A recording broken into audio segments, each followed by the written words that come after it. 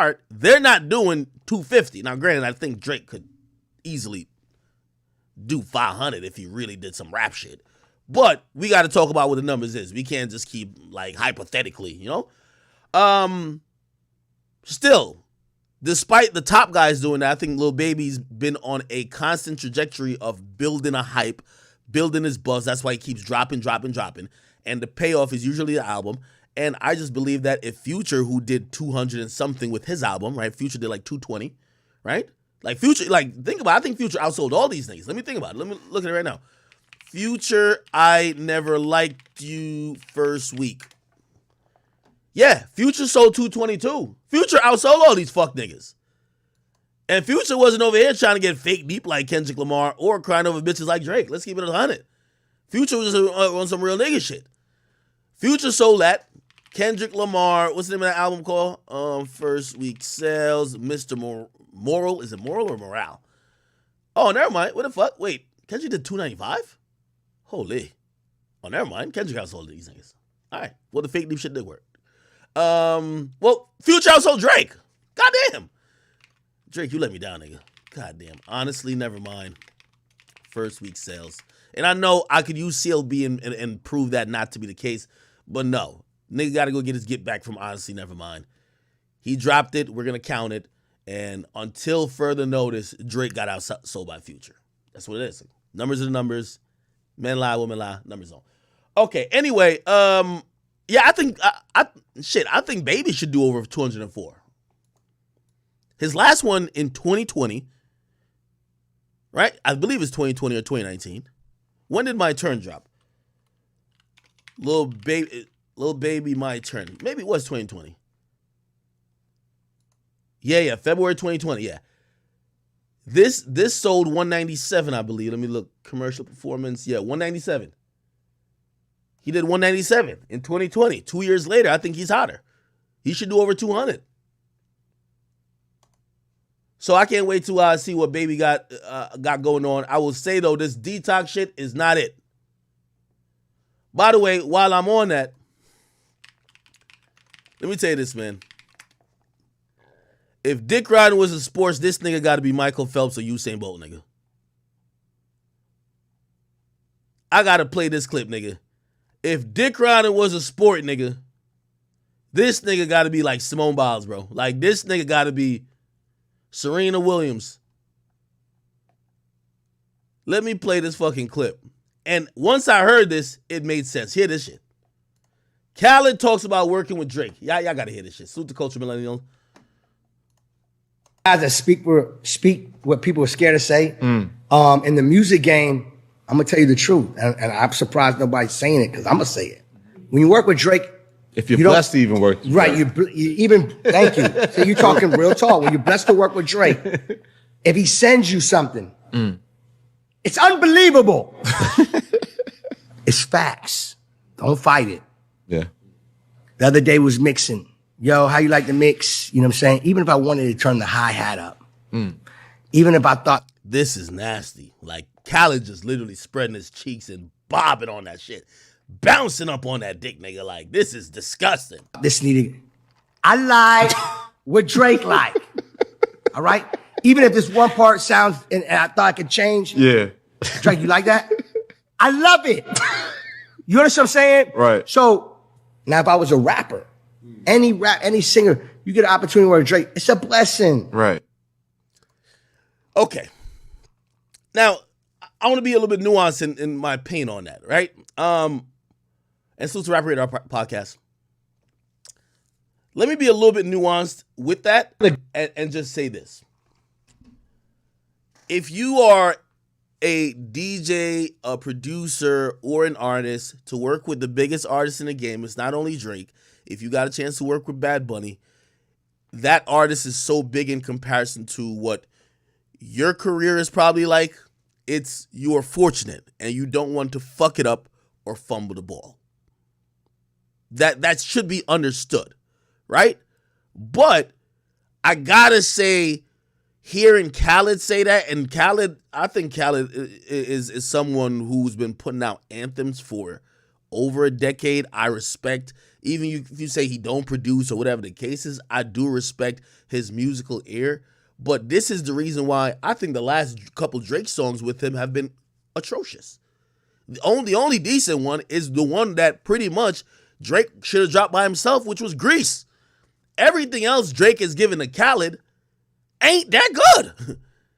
Now, this has come a long way from when Drake was giving Khaled some of the best shit, but now it feels like Khaled, like you just phoning it into him, and this is why these records sound like this. The Staying Alive record is trash. It's garbage. It's not good. And if Khaled maybe had a relationship with Drake, because at this point, Drake is somebody you just normally work with. If you could push Drake to either give you a better record, cut a better record, or make a better song, we would get better songs. But when we listen to it, we're listening to some stale, yo, I'm doing my mans a favor type shit. Even if you listen to Lil Baby's verse on the record, it all don't feel like, oh, niggas is coming with the heat. It feels like, oh, this nigga's bugging me for a song. Let me phone it in type of shit. And that's why I think that type of mindset comes in. That mindset of never trying to challenge an artist. I'm not saying you got to be like, yo, Drake, this whack. But that mindset of saying everything that Drake does is fucking amazing. You know what I mean? Is the reason why I don't think we've had a Khaled Drake great joint in a while. I don't know. You know what I mean? Shit. The best song on Khaled's album obviously was the one with Jay. And I'm pretty sure he didn't say nothing to Jay either. But then I'd be thinking about, what the fuck is Khaled doing? If you're not telling these artists, like, nigga, that shit was whack, or maybe not in those words, but like, yo, could you come a little bit harder, or not? How about, like, instead of rapping here, how about singing here? Like, if you're not doing things that normally a producer would do, you already don't make the beat. The fuck is you doing? You're just a curator. You're just collecting the records to put them out. I don't know. Once I saw this shit, it just made sense why the last few efforts with Drake and Khaled been lukewarm. I get it. Khaled has turned into one of the OVO yes men. That's it. What else does talking about? Oh yeah, I was talking about Baby. So yeah, I'm excited about the guys that speak. I'm excited about Baby's project coming soon. We'll see. We will see, man. I missed a couple of topics yesterday. I don't even know at this point. Why does Asian Dog put shit out like this? Queen Vaughn. Who made her Queen of Drill? I guess since she was Queen to Vaughn, she's Queen of Drill. I miss my gangster.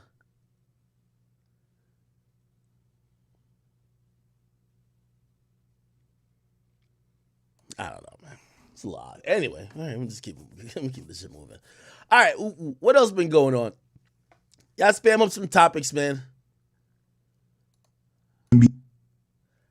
Every time I see the game on an interview, I prepare myself for probably an elaborate lie. Like, the game be telling some stories like, yo, I was 5. I walked in the studio. Tupac was recording All Eyes on Me. He said, yo, bro, you want to get on the intro? I said, bro, who you talking about? You talking about me? He said, yeah, you. You want to get on the intro? Yeah, we recorded. He be just having all type of wild. You always hear a new story when you hear the game doing the interview, bro. It's just crazy. Like, he always got a new story to some shit you've never heard before. You're like, what? Now, I ain't gonna necessarily call him a liar. I'm just saying, this nigga, maybe it definitely helps him with rap because he's a good storyteller in rap too. Whether I don't know if it's true or not, like with some of the stuff he says, but when this nigga does interviews, man, he always got like nigga was doing an interview, he said, yeah, where you think What Up Gangsta came from? I'm like, damn, he wrote that for 50? Nigga 50 came out and be like, yo, that nigga's on crack, bro. That nigga ain't right shit. Then you do the timelines, he wasn't even around when What Up Gangsta got made. Anyway, let me see what else is going on. Oh, look at this nigga Russell Wilson right here, man. Just got that $245 million contract extension. Yo, I seen that nigga Future rap about some shit recently. Some nigga named Boston Richie. He got a song. And I don't know how much these niggas be paying Future to get on these songs, because I don't know him as a big rapper yet, but Future fucked with him enough to get on his track. And Future Future, like Dirk, will get on another nigga's song and just start violating everybody, right? So this is what he was saying in this shit. That nigga says, AP for my main, hold up. One of my outfits, at least a key, damn near touching half a B. Now, I ain't trying to be like the Atlanta DA. But are these fictional lyrics or are these facts? Y'all think that Future has touched $500 million in his career? You know I'm a big pocket watcher, so let's just let's ballpark this shit. What y'all think? Make sure I pull up the chat over here. I can see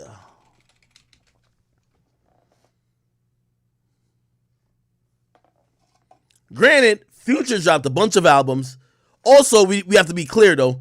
Future as well was signed to some ridiculous deal that Rocco was profiting off of him. Like niggas like Future and Thug, I think it's only like of recent they probably making really good money from their albums. Them niggas was in like some of the worst contracts. Like them niggas was signed to one nigga, signed to two niggas, signed to four niggas, signed to five niggas. Like it was just a whole like Ponzi scheme of signings. Y'all don't remember when Young Thug had like 10 different contracts going on? And then 300 had to carve out all of that just to sign him? So anyway, I think the amount of money like his music generated is definitely over $500 million. Did he see the $500 million in his career? I don't know.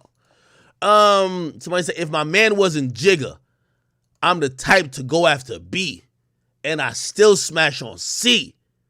Yo, I ain't gonna lie, man. Russell Wilson got to give that nigga a fade, bro. How many times you gonna diss Russell Wilson before that nigga respond, bro? And I know the $245 million is the contract extension makes a lot of things easier in life, but Future's just so disrespectful. If my nigga wasn't Jigga, I'm the type to go after B, and I still smash on C. Is C Ciara? It's no way Ciara will be fucking on Future.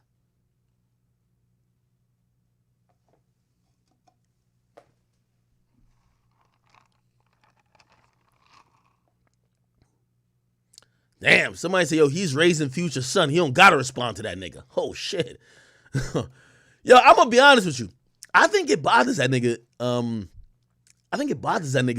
Future, man. I think it bothers him that his son primarily is around Russell. Fucked up. Anyway, ain't no way he's still smashing on no Ciara, man.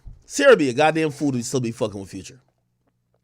He said, I got 2/5 on me, like the quarterback of the cheese. I'm in the field, no cleats. Breaking that seal by the P, pour up drink, but don't get sleepy. I'm on pills and I'm geeked. Wait, this money got me tweaking. Turning good girls into freaks. She ain't with me, she with the streets. Oh, shit. Future be having some bars, nigga. Cost $2,000 just to bust a nut on these Hermes sheets. 2 of my chains, 10,000. What the fuck is 10,000? One of my, does he mean like 100,000? No, 10,000. That's $1 million. 2 of my chains, 10,000. One of my rings costs a house. Few of my bitches can't live without them. It's trench gang, slime them out. Holy shit. I ain't even gonna lie to you, man. They canceled Andrew Tate, but let's keep it real. Nigga, Tate couldn't have been the king of misogyny. Nigga, Future been had that title. Nigga, the fuck? And Future ain't never changed. Nigga, that just goes to show, man. If Andrew Tate had said everything he said, nigga, over a nice 808 beat with a nice dance and with a cup of lean in his hand, nigga, he'd be good. Future don't give two fucks. Play the song. If I play the song, they're gonna kick YouTube out of here. The reason why YouTube don't start when we normally start is that they don't like music. All right. Anyway, that's on fire. Y'all go listen to it. All right. Russell Wilson. Nigga. Well, I don't suggest going through. Yo, y'all ever went through a girl's phone? Let me see if any niggas in here would admit. If y'all ever went through a girl's phone. I don't suggest that type of behavior. I don't think it's manly. But I think it is manly if it's your wife. You can't have your wife to like, you know what I mean? If it's a girl, if it's your girlfriend, if it's like a chick is just fucking on, nah, bro. Like, if you got to do all that, it's over. It's a dub, right? But your wife, nigga? Nah. Fuck all that. Fuck all that. Your wife, you could go through her shit. Not your girlfriend and shit like that. If you're doing that with your girlfriend, you're too pressed. But your wife, yeah. All right, okay, cool. We're gonna get to the. I thought I talked about Dababy ticket sales and shit. Didn't I? What the hell else was I trying to get to? Oh shit! I gotta say salute to I want to say salute to Brittany Renner. So PJ Washington, man. I ain't gonna lie, dog. Every time I come to basketball play, I stay looking at their contract. I be watching money a lot, bro. PJ Washington's salary. How much money is this nigga getting? PJ Washington's salary. We're gonna figure out how much money, how much bread this nigga got. This series, okay. Let me do the math. So 2023, he's getting, no, his base salary is over here. 22-23, he's getting $5.8 million. What the fuck? In 4 years, he's made $12 million in the league? Yo, is this what all these these little Instagram models is running after? This nigga? This nigga not even getting a max. Now, granted, $12 million is still a good amount of money. But you can go date a podcaster if that's the money that attracts you. If you're going to be with an NBA nigga, go get the nigga who getting the... Yo, there's niggas putting up 15 points a game. Yo, there's a bum-ass nigga. He's trash on 2K. What's that nigga name again? Rudy Gobert or some shit like that, man. Garbage, nigga. Fucking trash, nigga. He trash on 2K. He lose me mad games. Nigga can't do a post move to save his fucking life. Look at his stats. Nigga averaged 12 fucking points. He's a perennial 12-point a game nigga. Ain't nothing wrong with that. Look at the contract this nigga get. Rudy Gobert contract. $205 million. I think he just signed some crazy max. Let me look at this bitch right here. Holy shit. Last year he made $35 million. This is what I'm saying for like, yo, this whole time I'm thinking PJ Washington's getting the bag. That nigga not getting the bag. Anyway, if you don't know PJ Washington, he was like the nigga who Brittany Renner had a kid with. I thought this was very tasteful, and salute to Brittany Renner. So PJ Washington, I think he's just a sucker for love too. Like any Instagram bitch could get with him, right? After the whole thing where niggas was like, free PJ, this fucking idiot goes and gets locked up with another Instagram chick and puts a ring on her finger and puts a baby in her belly. So this nigga is just he's a perennial fuck up. It's like you're like, free my nigga, he innocent. And as soon as the nigga get free, he do the same thing and go back in jail. You're like, okay, you got it, brother. Anyway, this is his shorty right here. His new girl. Y'all think she should upgrade from Brittany Renner or no? Let's keep it 100. Somebody said that's her friend. Who's her friend?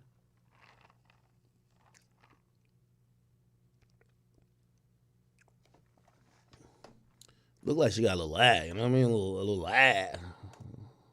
Okay.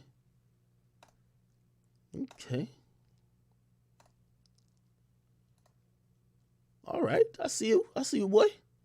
Let me click on her page. She 25. Let me see. How old is Brittany Renner? I'm going to tell you why I'm Google. Oh, Brittany 30. Oh, this thing might just be on this Leonardo DiCaprio shit. He might just be on that shit. Anyway, this is new girl right here. He put a ring on the finger. And then you put a baby in the belly. Hey, PJ, I'm gonna keep it 100 with you, brother, and I'm rooting for you. And I think as everyone's getting to the point of being very open with like, their preferences and shit like that, PJ, we're not gonna feel bad for you or say you got finessed the second time around.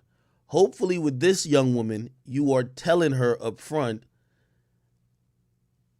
everything. By the way, chat, that's where I'm at my life. I've just gotten to this point. I don't know why it took this long. I just got to this point in my life, right? I used to get in a relationship with these women, especially, obviously this is after fame, because when you don't have fame and shit like that, like, don't work. I keep telling you about that high value man bullshit. Like, nigga, you better hope and pray you become one, because them tactics don't work. Nowadays, when I meet chicks, I literally tell them, like, yo, listen, I can't even promise you that I ain't gonna fuck some bitches on the side. I tell them straight up, nigga, I used to lie like a motherfucker.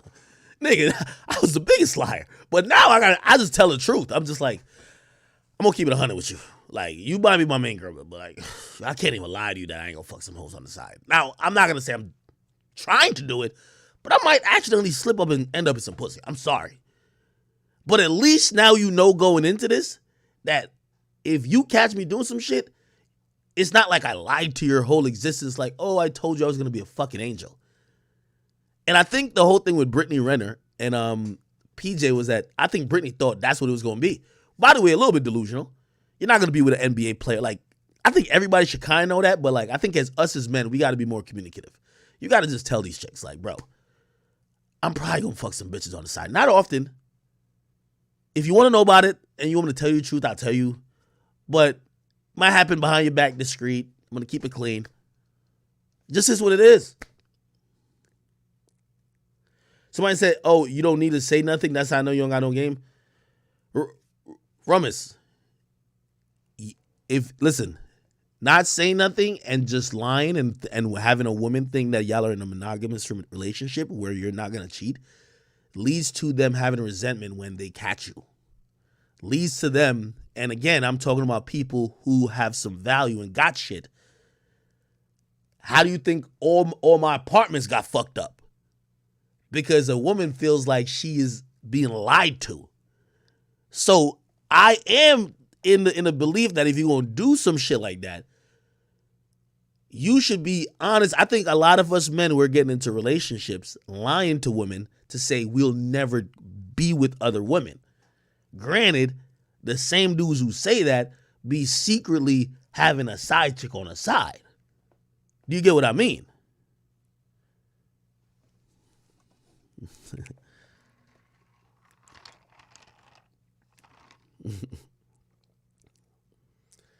I think some of y'all get it, some of y'all won't. The point of what I'm trying to say is that, like, I remember talking to Brittany Renner about her relationship with, and she I don't know if you watched the episode with me, her, and Fresh and Fit. She basically admitted and accepted that most men are going to step out and be unfaithful, especially at the level of guy that she wants. She's not going to date a bum. She's going to date somebody lit, right? That's not what she was ever in denial about.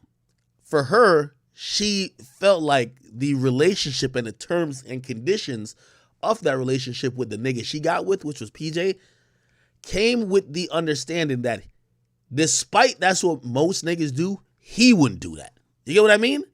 So now, of course, when he does that, she becomes vindictive. Now, when she has a baby, now she's going to use and exploit that because now you're permanently trapped with that. You're permanently trapped with her.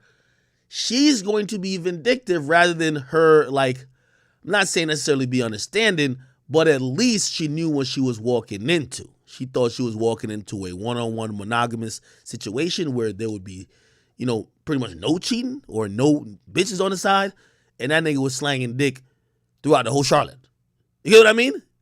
So all I'm saying is that I completely believe these days, especially as your value rises, like, I tell women that. I was scared to tell women that back in the day because I didn't want them to leave. Now I tell them and I'm looking at them, I'm like, the door's right there too. Like, somebody trying to come in too. Like, if you dip somebody coming in, it work. I've tried it recently. It seems to be working. Keep me in your prayers. Somebody said I'm 30. Yeah, I'm glad y'all pointed out I'm 30. Nigga, I got more experience in relationships than y'all niggas. Nigga, I've lived with 3 to 4 chicks. I know what it. Yo, let me tell you this. I told my brother this shit recently. And this is my advice to all men. Let me tell you this. You see, most of my audience, y'all probably are kids who either live with your parents or maybe you just got into the work field. I don't technically classify, or I don't even count relationships that I didn't live with the person yet. Let me make this very clear to y'all. It's easy to have a chick when y'all don't live at the same place. You know what I mean? Like, nigga, you know how many times, like, back in college, I was dating a girl who lived out of state. Bro, that's not no relationship, nigga. Y'all just doing some shit. Because you basically could do what you want. It's much more difficult when, quote unquote, your partner you live with. So really, I've only ever thought about anything I call a relationship in my life now. If you're not, if unless y'all move in together, bro, y'all just fucking. So what I mean by that is the niggas who have never even lived with a significant other, they think that they're understanding. My brother just started living with his girl. And he always used to try to give me advice. And I'm saying to him, I'm like, yo, you don't understand, because at the end of the day, your girl has to call you to say when she could come over. You see her when you want to see her. A relationship is completely different than whenever you wake up, that bitch is right there, to your left or to your right. You see her when you don't want to see her, and when you don't want her there, she's still there. Very different dynamic to that relationship. Very different situation. So when I'm talking about relationships and y'all say, well, you're 30, well, most of y'all, until y'all get to be around 25, you're probably still living with your parents or just start living by yourself. You ain't never really been in a real relationship.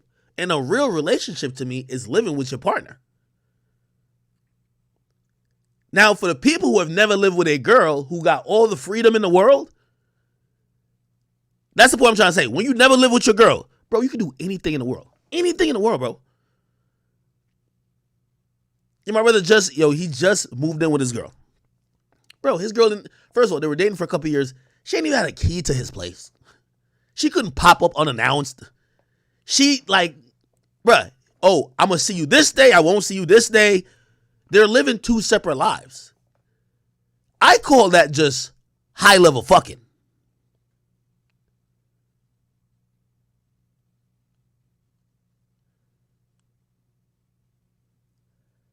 It was when I started living with a woman, when you got to start, because a real relationship to me is, okay, y'all got to delineate many different things. Okay, so how will bills be taken care of? How will rent, if y'all renting, how's the lease gonna go? Now, suppose y'all break up. Who's gonna stay there and who's gonna leave? Who's paying what? Like, who gotta move? There's a lot of things that's what a real relationship is. Nigga, if your girl lives at her mom's house and you live at your mom's house and y'all just be calling each other on FaceTime, that's not no relationship, nigga. That's a friend. It's a friend.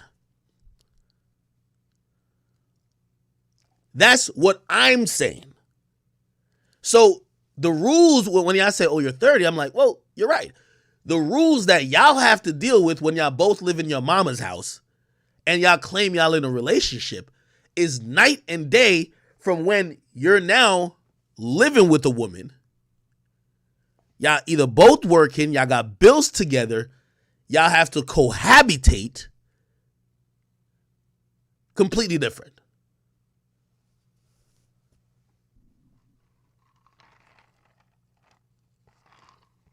So anyway, I say all that to say,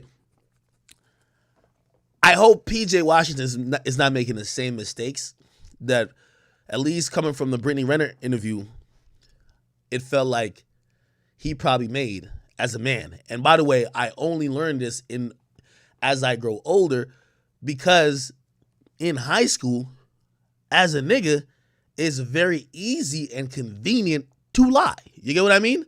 But at this point where you're a full-time basketball player, this chick, I guarantee she stays with him. It's a different level to the relationship.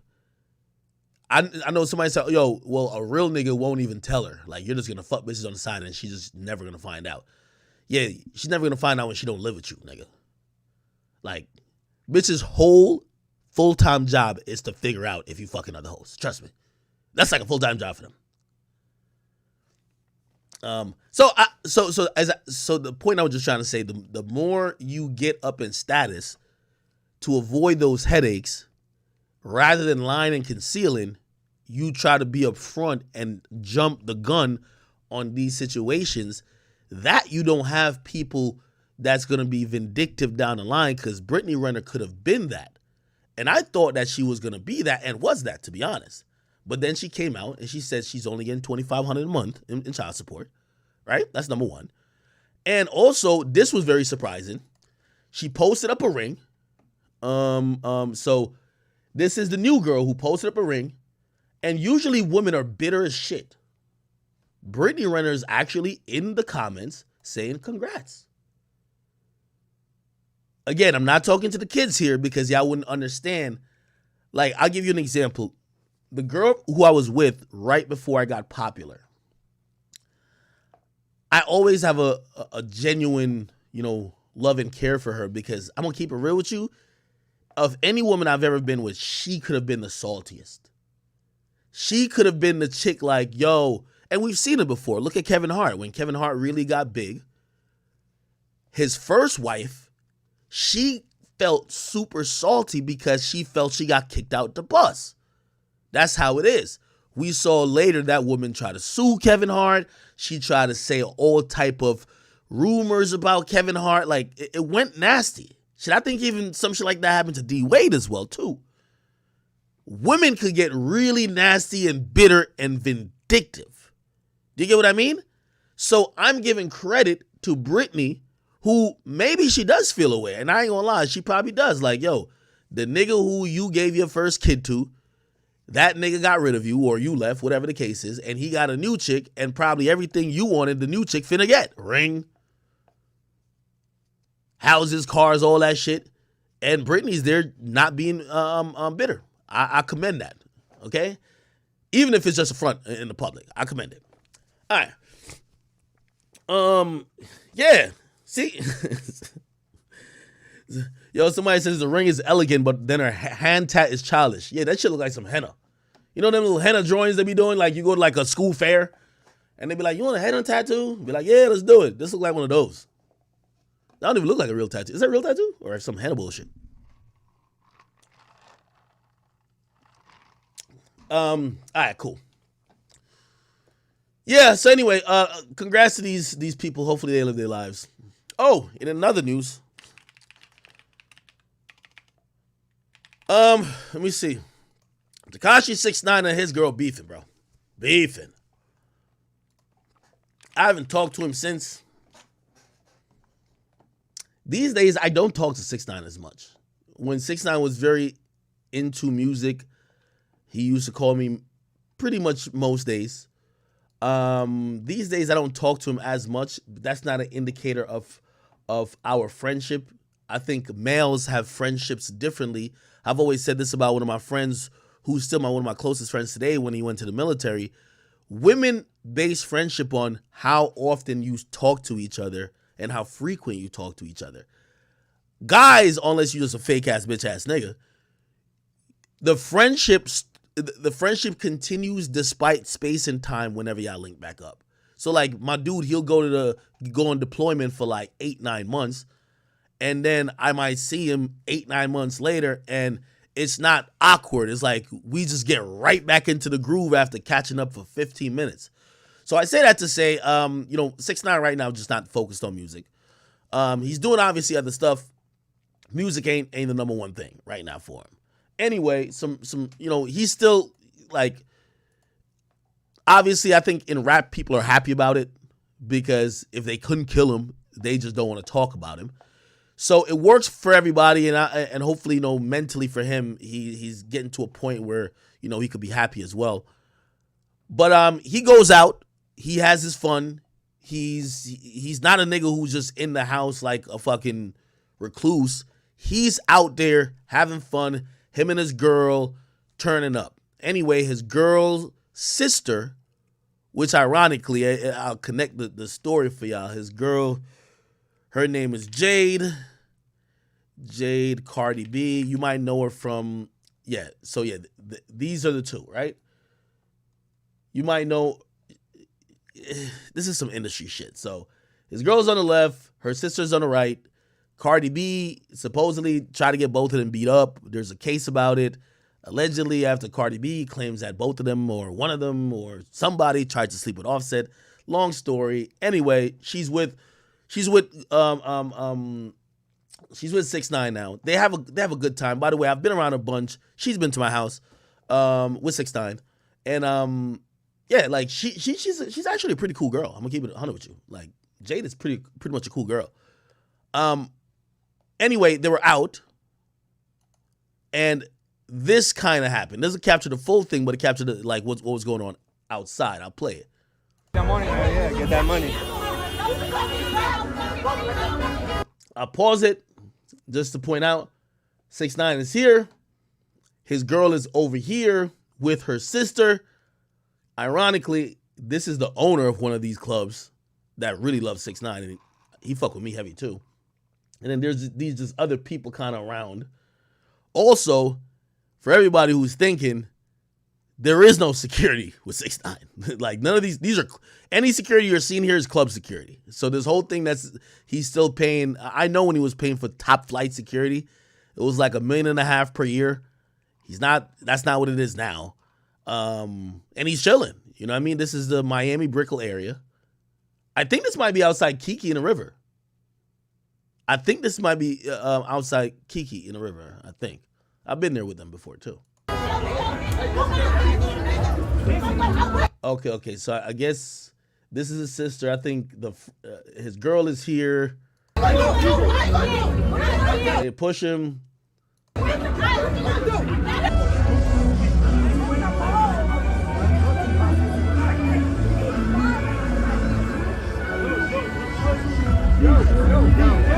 your phone away. No video. No video.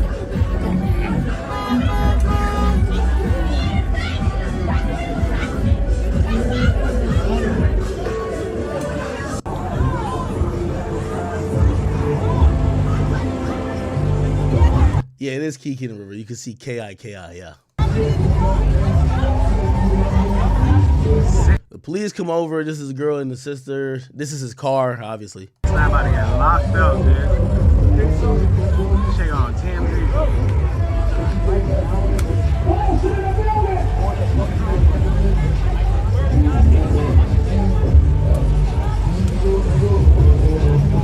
Bro, his number look fucking dope, man.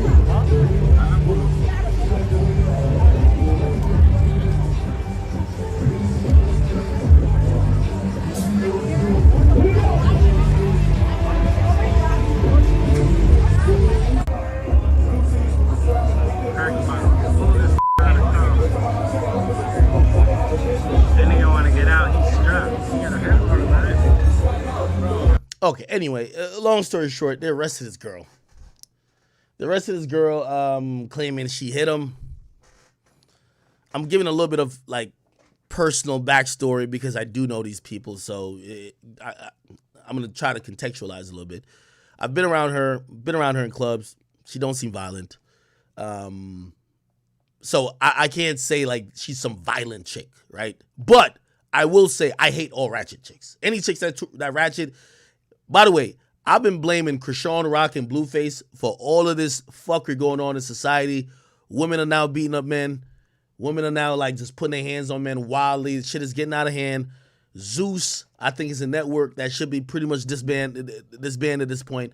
All they show is the bad behavior of specifically black and urban females. I think that also kind of goes into the mindset of all these women who are now on Instagram in this dating market, and they act accordingly. Right? Not saying that this is what inspired this. I have zero idea what was behind this. But apparently she starts beating his ass in the club, which that is so many red flags. You know what I mean? Because I've had women around me act up, and at times I've had to, like, whether we're drinking or not, I have to like sit there while they're wilding the fuck out with nails, lashes. You know how these bitches do. And you're trying to tell them like, yo, bitch, you know I'm a public figure. Like I had this shit recently. I'm telling a chick, we're getting recorded. actually, it's a really long story. I don't even want to really share it. We're getting recorded. So people are thinking some shit's going to go down. This bitch is wilding out. And I'm telling her, I'm like, shorty, you know I'm like a public figure. Like, you wilding out right now. You're causing a situation that people are going to see later on. And for the life of me, women just don't give two fucks about it, bro. Like, if you're with 6ix9ine, the last thing you ever want to happen is the police being called. People are criticizing, saying 6ix9ine told on his girl. I'm going to keep it real with you. If 6ix9ine had got locked up for domestic violence, and by the way, if you're a man, just to let you know, when there's any physical altercation with a woman, you can get locked up really easily, especially just because you're a man. And it doesn't mean you have to hit the woman. She could swing all on you, this, that, and third, and you could just push her off. If she stumble and fall, nigga, it's never seen as self-defense, at least to the cops showing up. They're going to lock you up. That's just how it goes. The domestic violence rules disproportionately are meant to protect women. They're not there to protect men. So it's one of those situations where you with your girl in the club and she's fucking using her nails and scratching you. And yo, how many times have we seen Blueface with actual black eyes? Blueface's face be black and blue. Like, think about it. Because of his girl, just two-piecing him, counterclocking him, doing all type of shit to him. And honestly, you know, in his support, we've never seen him really hit her. But God forbid he, like, just pushed her because she's, like, hitting him or whatever the case is. He would be more guilty than her, who either started the altercation or was doing much more damage. It just is what it is. Again, when you're a man in America, you just gotta, like, we're born with balls and a fucking dick. We just gotta deal with the rules that come with it. You feel me?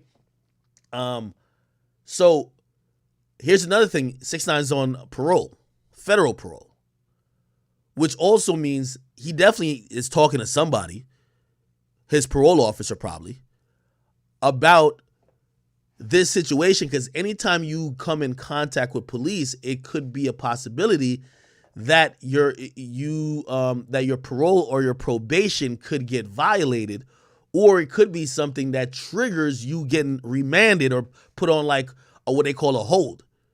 So honestly, and this is another reason why, like, I think, you know, I don't know what caused the situation, but you know how some of these situation is.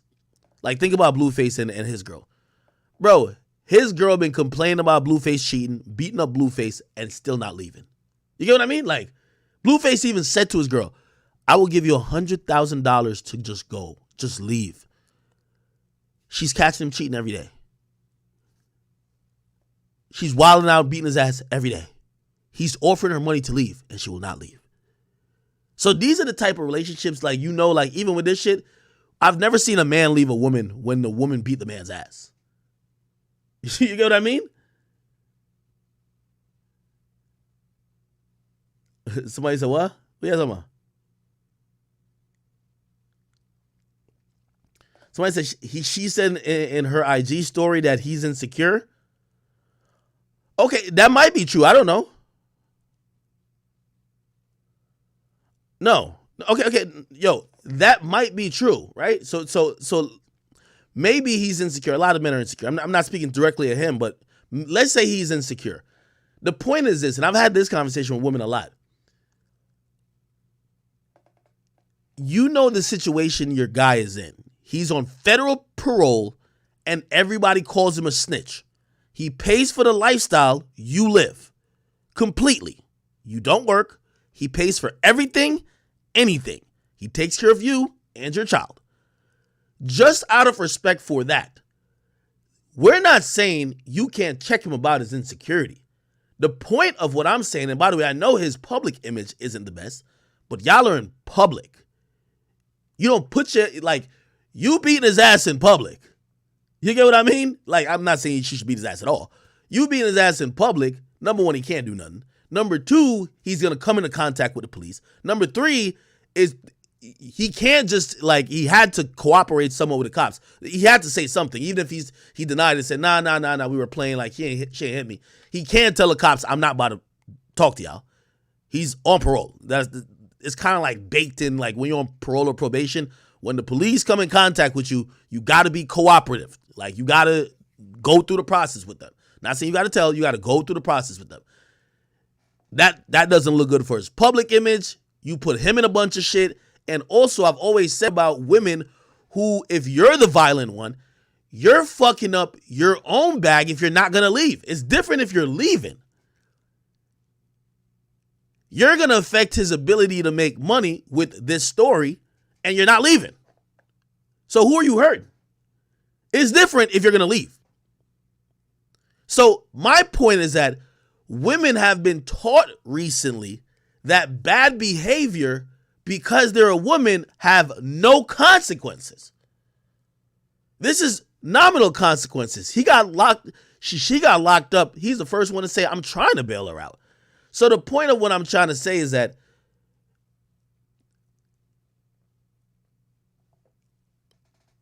and I'm using the Blueface thing as a rubric as I give this opinion.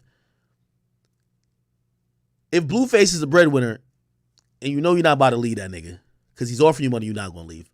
Bro, stop fighting with that nigga in public, man. The shit's embarrassing. The shit is making him lose out on money. It's making him look like a clown. It's making his brand and his stock go down. And who's paying the bills? It's Blueface. That toxic shit that these women are kind of like into, like, I really just don't. I think it's kind of disgusting. I'm going to keep it 100 with you. Anyway. Okay. Anyway, I haven't heard any updates from them. They're probably still together and happy. Couples go through shit. You know, one thing I will say, and damn, this feels like a long time ago. What filter did they put on 6ix9ine's face? That nigga looked like he was like 18.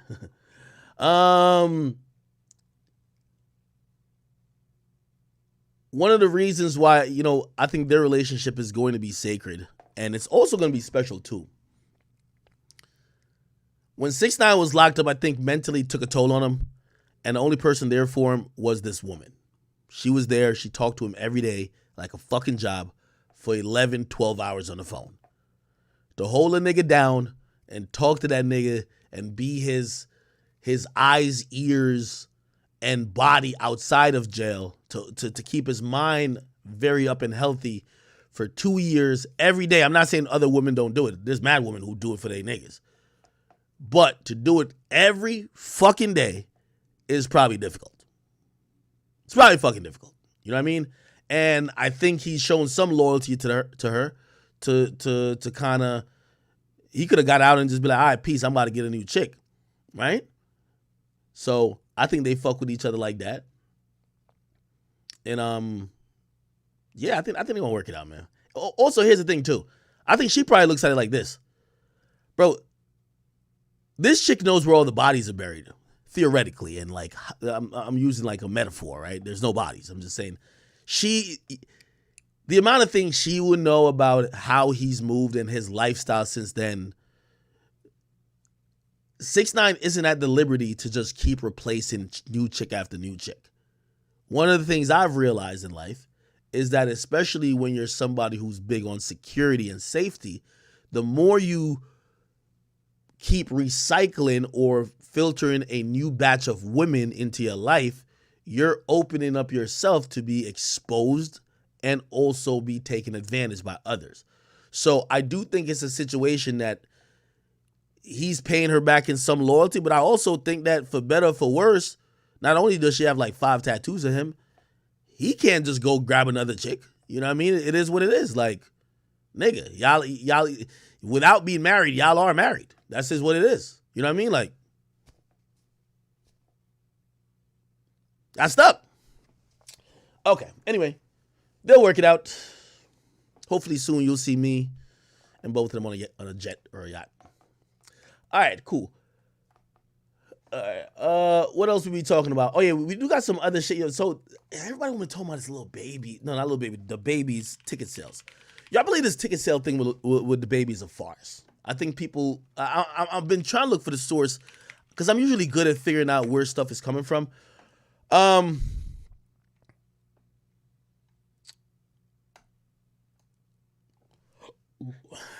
Let me read the article. So Dababy was supposed to perform in New Orleans. Sorry. I'm going to read the article. Wait. Oh, they want me to turn off my ad blocker? Ha. No, I won't. So we're back here with it. Cool. Dababy concert that was set to take place in New Orleans, the Smoothie King Center. Okay, let me look up the Smoothie King Center capacity. The capacity is 18,000. Okay, so usually when a place can hold 18,000, that's for like a basketball game. Once you do stage setup, usually there's nobody directly behind the performer, so you're probably gonna cut off like about 1/4 or 1/5 of the venue. So this venue with a stage set up in it. Let me click the whole thing. So this venue with a stage set up. Let's see if I can find it. I look at right here. This venue with a stage set up, right? The stage could be here. People are gonna be sitting. So the stage would be here. Nobody's gonna sit in these back seats. And people are gonna be from here going around, right? That's just usually goes, right? Yeah. So if it normally holds like 18,000, it would hold about like 14,000 when you turn into a stage setup. Cool.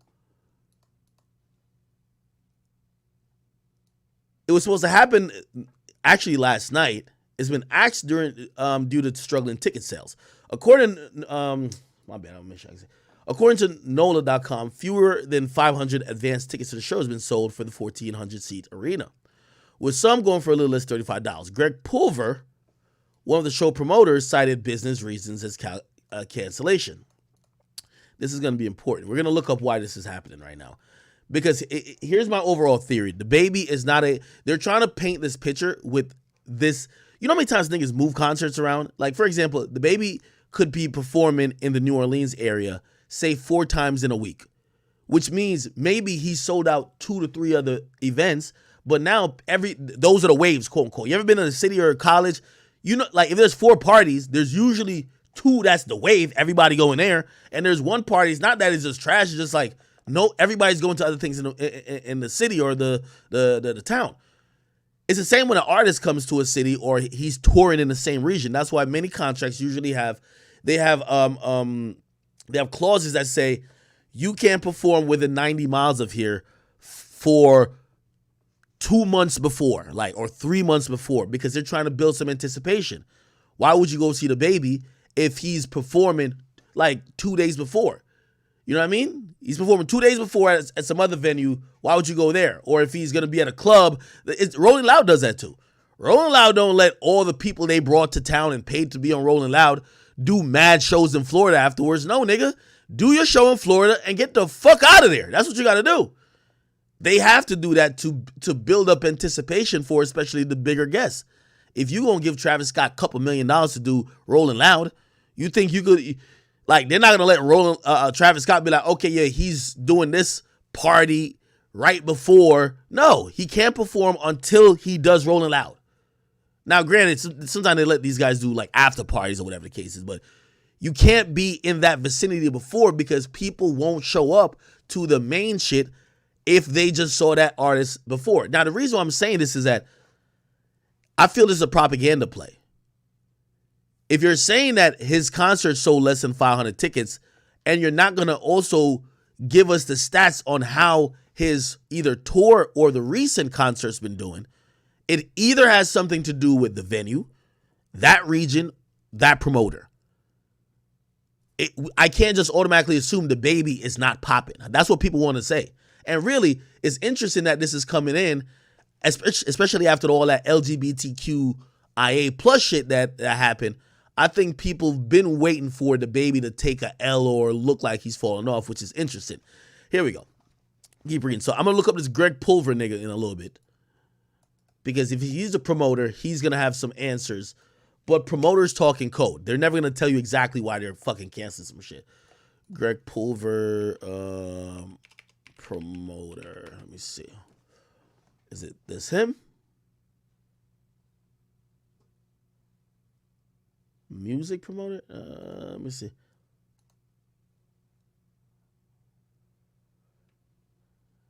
Okay. We got some more info. Okay. All right. He's currently working on putting on a replacement show in a different state, possibly featuring other artists along the lineup alongside Dababy. However, CEO of booking agency that represents Dababy claimed it was the rapper's representatives who pulled the plug on the concert after the promoters did not fulfill the terms of their contract. By the way, again, I know sometimes y'all be watching this back on YouTube, be like, yo, Ak, why are you telling us how niggas get private jet? It's not applicable. I try to give you as much detail as I can when it comes to like doing either business or the insight into the music business, that you could have a better and nuanced opinion about what's really going on, not to be a sheep. And when I give you these, when I'm trying to arm you with these, like, knowledge, I want you guys to think for yourself. I don't want to program you. You get what I mean? So this is how I think this is going. By the way, I think this was a one-off show. Okay, is Dababy with Showtech? This is what it was. Let me see if I can zoom in. Oh shit. Let me see. Okay, it's Dababy with Showtech and No Cap.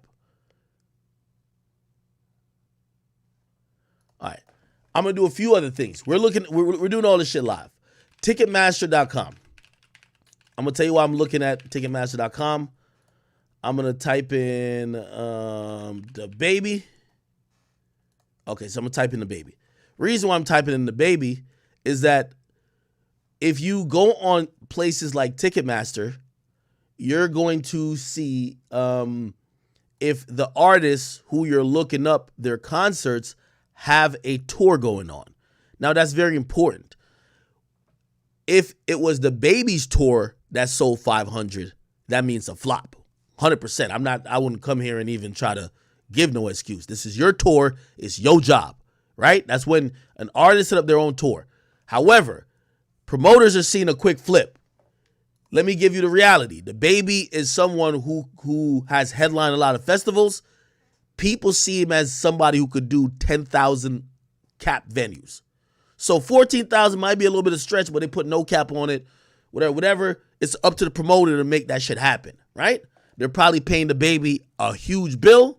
Got to be at least $250,000, right? This is how it goes. So it's not his tour. It's not his tour. Keep in mind. So because it's not his tour, it's on the promoter who's trying to flip something. I'm going to give you this example because I know my mans, I just connect him to Bobby Shmurda. He just booked him. Now, if he booked him he told me what Bobby charged him. If nobody show up to the club, that's my man from like college days. So I say, I'm going to throw some promotion on it.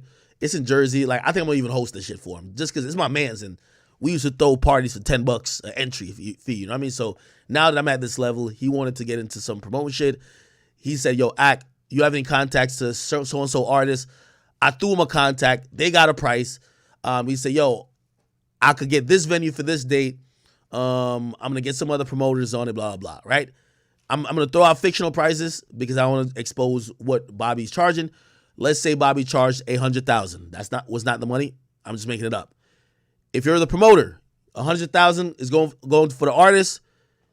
You're going to need security, DJ. You got to pay for the venue.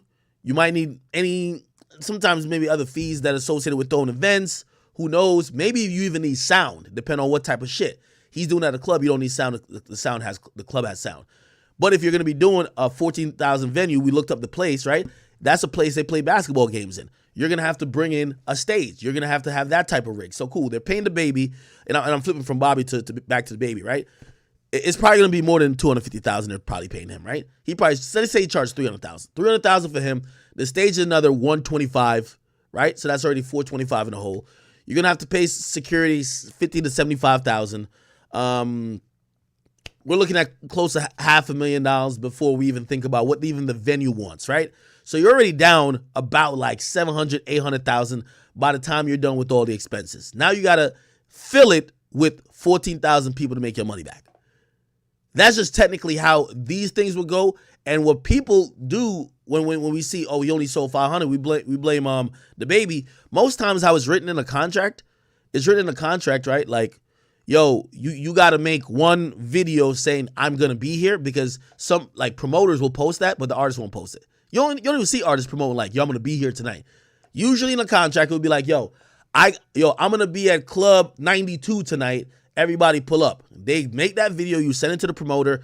The promoter's local, so all the promoters or the sub-promoters on the joint, they all posted up, oh shit, so-and-so made a video saying they're going to be here tonight or they're going to be there on the 8th or whatever the case is. Everybody cop their my bad. Everybody cop their tickets. People cop their tickets, and hopefully you get a sellout, right? But the reason, again, I'm not blaming the baby is that the baby's obligation to this place is probably like only throwing up the flyer on the story.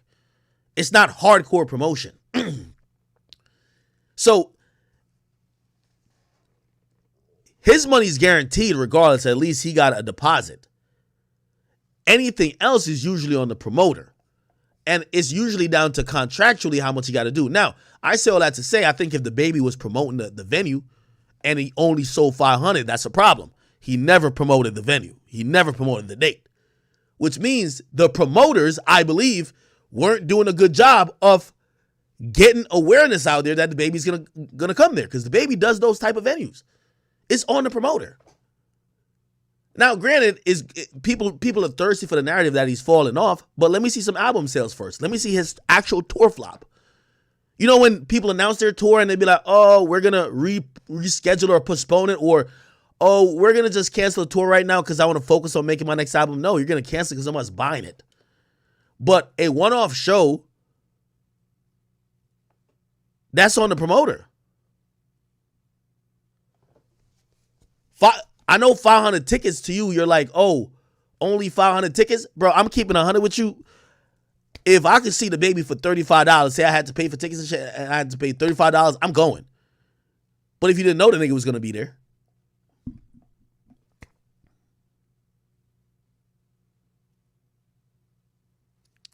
It is what it is. Somebody said, his tour was canceled, though. Let me see, the baby tour. I'm going to look it up. I'm going to be very fair. Was it? When was this tour canceled? Tour. And was it canceled because of some of the LGBTQ shit? That it gotta be his tour. Let me see if has he gone on tour? Here we go. Let me go to his Wikipedia page. They'll have like his official tour. Bro, listen. It's easy to get on here and just roast the niggas. Trust me. I could get on here and just roast him like, yo, this is falling off. But nigga, I know there's just more intricacies than that. Here's the tours he's done. Live Show Killer is the last one. Look, make sure I can see it. Live Show Killer is his last headlining tour. Maybe there is more tours that he maybe just wasn't a headliner on. Was he on any other tour? Let me see. Tour.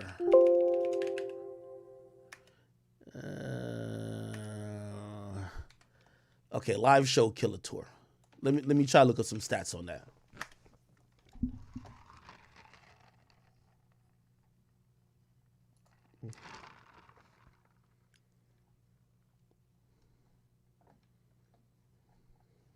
I gotta look up the tour dates to see when it started and when it ended. Okay, here we go. Yeah, so that shit ended in February. So he's probably like, again, he hasn't dropped new music. So he's just, other than the shit he dropped with Youngboy, he's just probably picking up bags. He's going to do every Rolling Loud because he finally got uncanceled from Rolling Loud. And then he hasn't toured in a long time. I guarantee the majority of these weren't canceled. So you're telling me, and look at the venues he's doing. So, oh my bad, I can't see it. Look at the venues he's doing, right? He's doing the Palladium, Arizona Federal Theater. Look at all these places that he's doing, right? By the way, let me see if I can find anything in Louisiana. I don't know if he did Louisiana on his tour.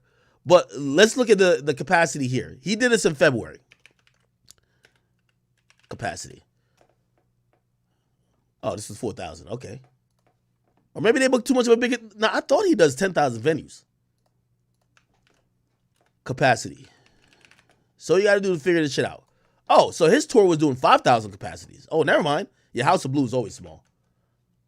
Maybe they booked too big of a venue. I'm gonna keep it 100 with you, but 500 tickets still sounds sus. No, San Jose Civic Center. I think that's big though. Capacity. What the fuck? 2,800. Whatever. Okay.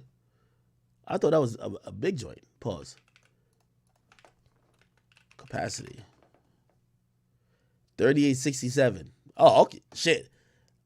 Yo, hey, listen, and this is how transparent I am. I'm changing my opinion mid-topic. I still think it's on a promoter, but if he went on tour for 5,000 seat venues, I thought he was doing 10,000, personally. If he went on tour for a 5,000 seat venue, why on earth would you book him for a 14,000 seat venue? You get what I mean? Yeah, all of these are saying between 2,000 and 5,000. Fillmore Auditorium. Capacity. 3,900. Yeah, and this is Dababy, right? I'm not tweaking. Yeah. Toyota Oakdale Theater. Capacity. 5,000. Yeah, this is the 5,000 capacity tour. Southside Ballroom in Dallas. Capacity. I don't know why I thought he was doing, yeah. Look. Coca-Cola Roxy in Atlanta. Let me see how much that holding. Capacity. Capacity. Yeah, okay. So I stand corrected. I thought it was a 10,000 capacity artist because the nigga, like, a lot of times, maybe I was swayed by some of his interviews. The nigga used to be like, yo, he's a headliner. He closes shows. He brings people. So I'm like, oh, he's doing like 10,000 now because I ain't gonna lie, he has a great show. But I thought he was bringing out like 10,000 people. Clearly he's not. He's at a good point, but he's doing 5,000. You get what I mean? 5,000 a show. The Met in Philadelphia. I forgot how much that holds. The Met Philadelphia capacity. Yeah, it's 3,500. So between 3,500, so he's like a New York Terminal 5 type of place, which holds like 2,500. By the way, I remember telling y'all Uzi, that's where Uzi is at right now if he's going on tour. Now, could Uzi sell out the stadium, or not stadium, but the arena in Philly? Yes. Like, he could do a one-off show if it's a special show, just like Meek did a very special show in New York City, and he did the Garden. But these are one-off where he's promoting a lot for months. You know, not, oh, I'm doing a show every 2 days, which is a tour. That you're hoping to just sell off the name. Capacity, yeah. Okay, yeah. So, all right. So I stand corrected on this. I'm still blaming the promoter, but I'm gonna blame the promoter because if in 20 seconds I figured out that if I'm gonna book Dababy for a show, I should probably book a venue, even if I'm gonna do wild promotion, maybe max 7,000 people. I'm not giving him 14,000. You're giving him 10,000 over the capacity. And then maybe the 500 ticket shit doesn't sound too wild now. Let me just tell you how most of these things happen. This is how on the promoter side, if anybody knows any promoters, I know promoters will hit me up and be like, yo, Ak, you're right.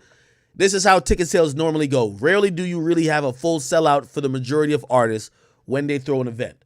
When an artist usually throws an event, you will have about a good sign that the event will go well, especially for urban artists. I'm talking strictly for urban artists. A lot of times, I'm telling you about nigga mentality. Niggas will wait to see if something is popping before they buy tickets. So when it's initially announced, they're not going to buy it yet. When it gets closer, they'll start buying a little bit more, right? Because, you know, there's probably more promo. They say, oh, that's where everybody's going to be for the weekend? Okay, bet.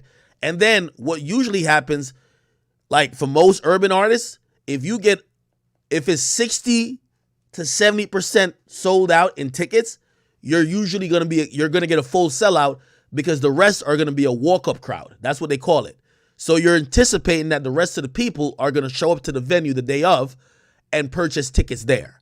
They didn't purchase online. They didn't do it on StubHub or Ticketmasters, but they know that's the wave in town because 70% of people already bought their tickets. So 70% is going to be there, right?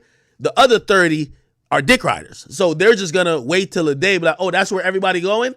I bet we're going to go there too. They're going to cop the tickets the day of. You feel me? So that's the walk-up crowd for the majority of shows. So 500 tickets, obviously that's not 60, 70%. Maybe that's the reason why the promoter in concert with Dababy canceled it. But at the end of the day, the venue was too big anyway. He's not selling 14,000 people out.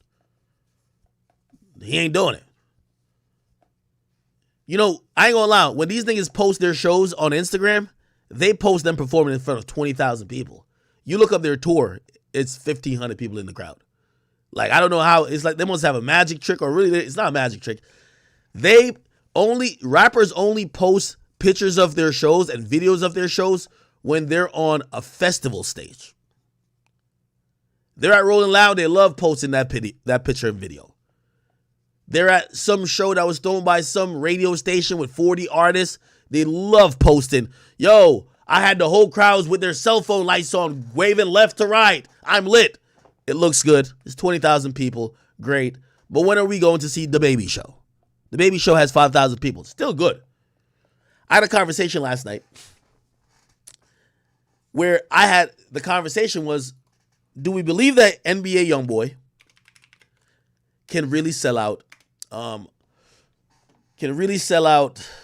arena tour in the Forum capacity? The Forum is a venue.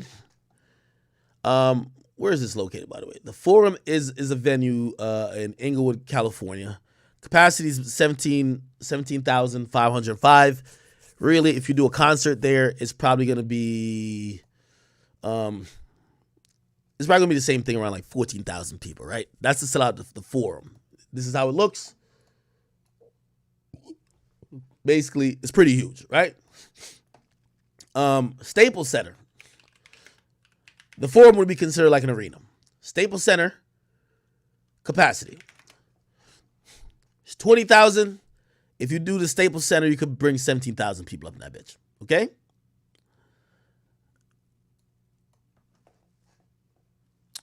Let's think about it. What's the arena? What arena is in Louisiana? That's where, YoungBoy's, I would believe, his base is.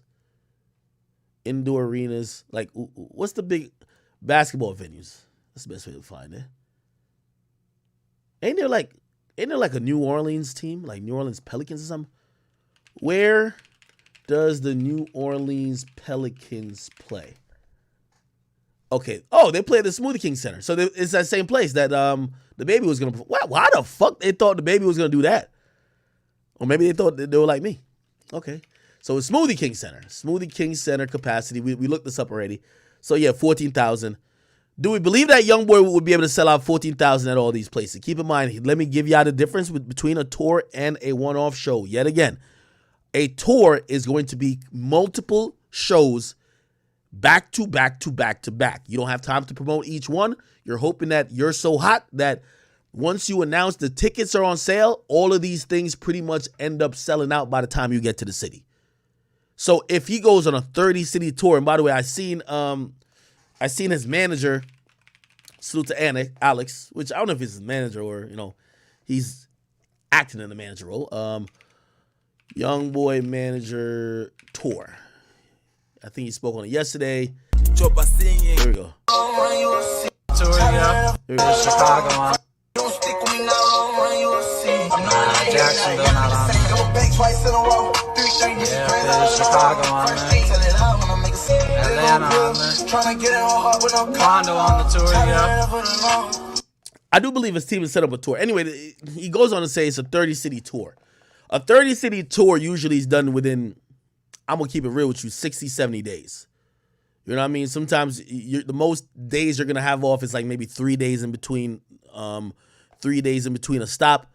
Again, the point of this is to hit all these shows. You're going to have, obviously, you got to pay for production. They're going to be moving from city to city with you. You're going to be building up, breaking down, transforming these venues, going in, getting your show done, getting out of there. An arena tour is difficult. It is difficult. Okay? I'm going to give you an example. Kendrick Lamar tour, which is doing really good. Kendrick Lamar Mr. Morale tour is doing rather good.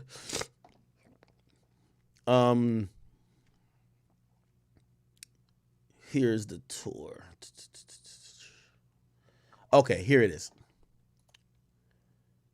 They did I showed up to the Barclays shows. So he did the Barclays 2 nights in a row. He did the Barclays 2 nights in a row, sold out. Now, Barclays capacity.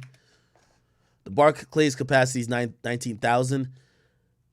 Apparently, there was only like 12,000 people there, though. But it was still a sold out. So the way that Kendrick has his stage, the nigga has all type of fucking contraption. He has this huge stage. Right where the basketball court would be, it takes up that whole area, really. He has some other shit that has some elevator on it that takes him to the air. He has some other shit that look like, like some quarantine shit, I guess, for when he performed like his little N95 song, all that shit. Like, it does all type of shit. Anyway, I was talking to somebody there because I know the Barclays could hold like 19,000, so I would expect like it would be like 16,000 to be at the concert, right? They were like, nah, it's 12,000. I said, damn, why is it only 12,000? It's a sellout. So, Kendrick has a really large fucking stage, like some huge. Let me see if I could show up a picture of like what his stage looks like for his tour now. By the way, YouTube, what's cracking with y'all, man? I see y'all working. Kendrick Lamar, Mr. Morale tour. Okay. Yeah. Okay. So yeah, this is the thing right here. So, all right, I want to play it. There's some elevator thing that goes. So this goes up in the air. This is a long ass walkway. Let's see if I can show more of it. Yeah. So it's basically that's the back of the stage. There's a long walkway here. Yeah, long walkway here. To like right here, there's a fucking big ass square with like, it goes all the way up in the sky. I don't know if it's gonna be seen.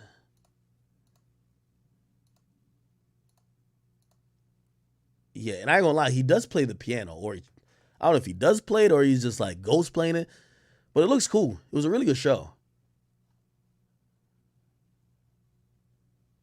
Let me see. I'm trying to figure out some other portions of it.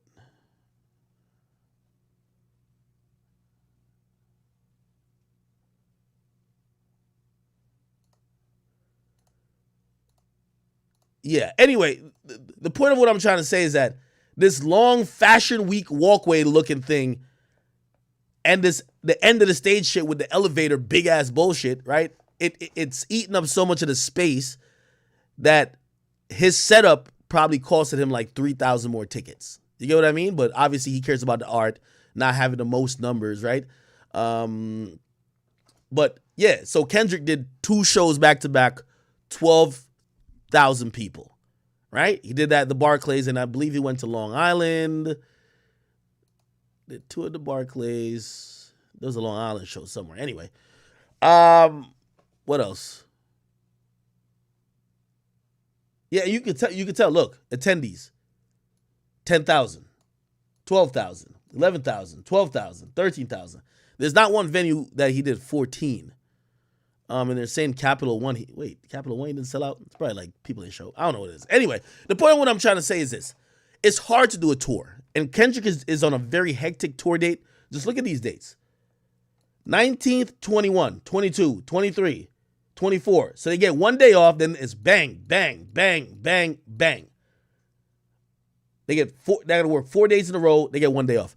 Okay, you're probably saying, Ak, why the fuck are you saying this to us? We don't care. Okay, I'm trying to make y'all care. A 30-city tour, right? A 30-city tour. I don't know how many cities. Does it say up here? How many cities? City tour. I don't want to count up city. It's definitely more than 30 cities, though. You can tell, right? And then it goes international in October. This is a big tour. The point of what I'm trying to say is this. Youngboy's hot. Could Youngboy do a tour that's this expansive? I think possibly, and I think yes. I wouldn't know because I don't know how much his fans are willing to see him everywhere. I think in LA he could do the Forum. I think if he's in New York, I think he could do Madison Square Garden. No. Let me see. What's Madison Square Garden? Let me see. I'm trying to be realistic. If Kendrick did 12,000 at the Barclays, he could do 12,000. You know what I mean? But one night. I don't think he's doing 2 nights of that. Also, here's the thing too. This is the thing about a tour, and hopefully I'm not boring the fuck out of y'all, but just trying to give y'all more info and details. Yo, if you go to see Kendrick Lamar's show, bro, Just like I've gone to see Drake's show, I've gone to see the Weeknd show. Bro, like also Tyler the Creator. When you're getting people to pay, you got to pay premium prices. Just, like he's not getting to the Barclays charging $25 a ticket. To be very clear, it won't be $30 a ticket. It's probably going to be $100 a ticket for some seats. You want to be on the floor with YoungBoy? It's probably going to be hundreds of dollars. Will his fan base pay that? That's the question I think has to happen. They give him a lot of attention online, but will they pay that consistently for this tour? Now, what goes in his favor, he doesn't tour much. People have never seen him perform. Going back to me saying that I've seen Kendrick, Drake, this and third, these guys have a show. One thing I'll say about Dirk, I don't think Dirk has gotten there yet, and I don't think YoungBoy's gotten there yet, but YoungBoy just hasn't toured. Dirk, I've seen do a bunch of shows. There's no performance value with what Dirk is doing. You know what I mean? In terms of, that's good for like a 5,000 venue, you just come out and do your songs. When you doing a fucking arena, my nigga, you need to have some flashing lights, get lifted in the air. Bro, people want to be amused, my nigga. Like, you're in a big fucking arena. Like, niggas don't just want you walking across the stage, sagging your pants, halfway singing your songs. Like, that's not going to do it. Not at an arena. You need to, like, first of all, the production that you're going to have to pay for to get in those venues, you don't want to just go in there and be like, oh, yeah, I'm going to just come in high as hell, my pants sagging, and I'm going to just halfway perform these songs. As I said, granted, most people ain't Kendrick. Nigga, Kendrick is doing a fucking lot. This nigga Kendrick is doing all type of shit, playing the piano. This nigga on some other shit like doing dances. He's doing everything. He's performing. You could tell clearly Kendrick had to go through weeks of rehearsal to get his thing like, you know, down packed. He does this thing with a puppet to start out. This is the puppet thing right here. Yeah, he has all these people who are always in the show. You get what I mean? It's just, it's meant to fully entertain and bring life to the music.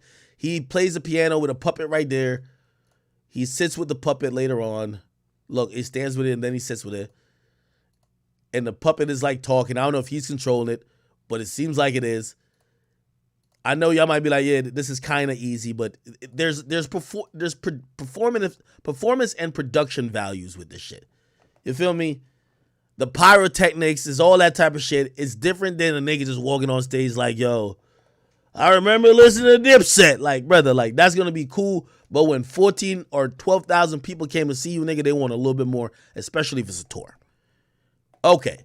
So, somebody says check Cardi. Yeah, Cardi's tour is produced like a motherfucker. Cardi's tour? Let's look at Cardi's Playboy Cardi tour.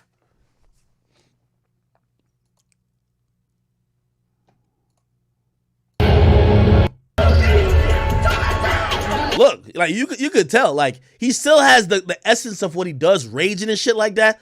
But there's a lot of production value. There's guitarists, there's this, there's that, there's a lot of shit. You know what I mean?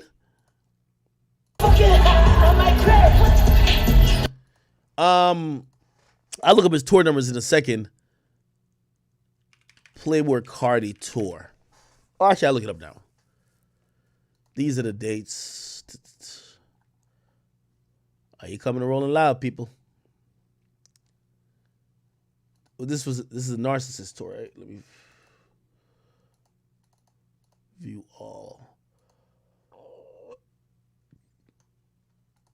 me see if I can find.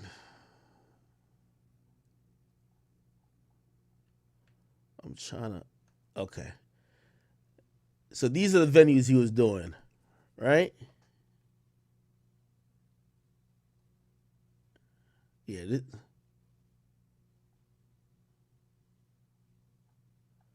This is a tour, right? Or is it another one? I look at Playboy Cardi. I don't think his stats is posted on his. You'll be able to see it on like. There's many like companies that track tours. So if it's not on here, headlining the King Vamp Narcissist Tour. Let's look at that.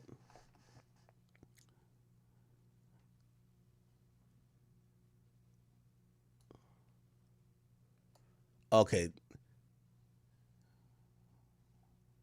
All right. Anyway, let's just look at the venues he's doing. Municipal Auditorium in Nashville, Tennessee. Municipal Auditorium, Nashville, capacity 10,000. Okay, so that's like probably 7,000. That's still pretty big. I think he did some arenas, not all arenas. Technically, you wouldn't call that an arena. Bojangles Coliseum in Charlotte. Let me see what that is. Bojangles Coliseum capacity 86. Okay, so these aren't necessarily arenas. Let me see if I can find an arena. NRG Arena in Houston, Texas. Let's see.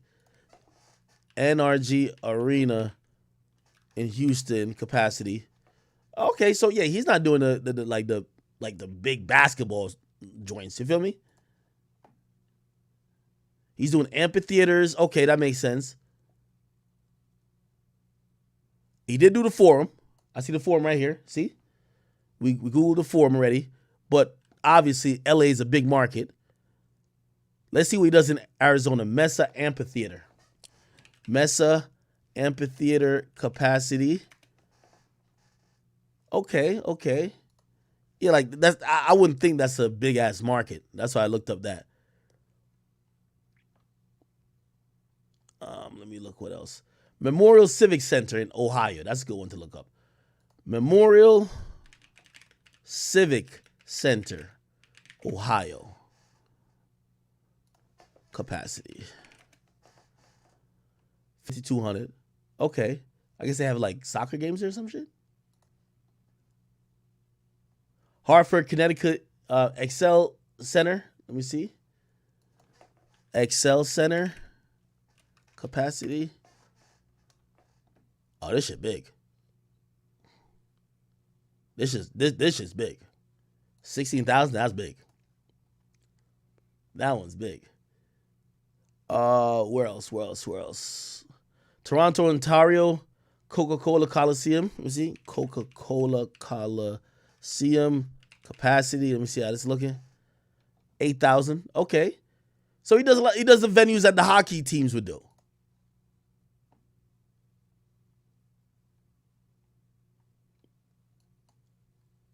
Damn, he did Barclays? He did Barclays Center. That's dope. He did DC Armory. How much does that hold? DC Armory capacity. 10,000? Okay.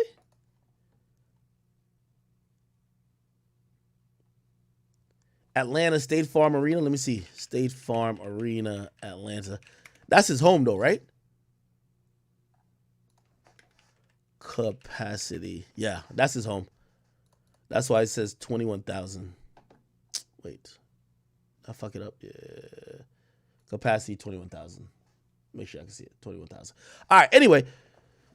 Yeah, that's good for Cardi. That's good for. So essentially, Cardi's selling way more tickets than Dababy. That's. I guess that's the point I was trying to say. He's not doing exactly like a Kendrick Lamar tour, but he's doing a mid-level Kendrick Lamar tour. Like, who could go on a tour like Kendrick Lamar? The Drakes, Tyler the Creator, J. Cole, Travis Scott. Clearly, did I say Travis before? No. Yeah, those people. So if you ask me, I think Cardi's tour might be closer to what YoungBoy could probably feasibly do. I'm not even gonna lie to you. What I hear though is that he's getting offered $500,000 per show. I heard that offers that came in is offering him $500,000 per show. And most of that is driven by the fact that he doesn't perform at all. It's probably the only time they could get him in those cities. He ain't gonna do after parties. And shit, the bill goes up when you're not a hoe for, you know what I mean? Like the niggas who who are in New York every other week or every other month doing a show or doing a club hostings, like, yeah, your booking fee ain't gonna be that high. The nigga who never performs but it's hot on the charts, yeah, the fee's gonna go up. That's how it goes. All right, I don't want to sit here and just analyze tours all fucking day. That's part of kind of what we do a little bit, but not all the time. All right. We working out here, though. We working out here. Let me see what else is going on. Yo! Oh, my God. Yo, Black China reportedly made $20 million a month from OnlyFans. Okay, if we do the math on that for a year, that would be $240 million. It sounds inconceivable that Black China... Let me look her up on Instagram right now, man. Who the fuck is buying Black China? Is Black China fucking on OnlyFans? Is she? Hold on, let me look at Reddit, bro. I know Reddit got this shit. I'm gonna use my other computer. I don't want to get banned. Hold up. Black China OnlyFans. Wait, is she on there sucking dick? Wait, Black China on there fucking? Oh, hold on. I gotta make sure this audio don't come in. Oh shit. This is Black China. Oh, the pussy's out. Holy. Nigga, I didn't know she was on there doing that. Black China only fans.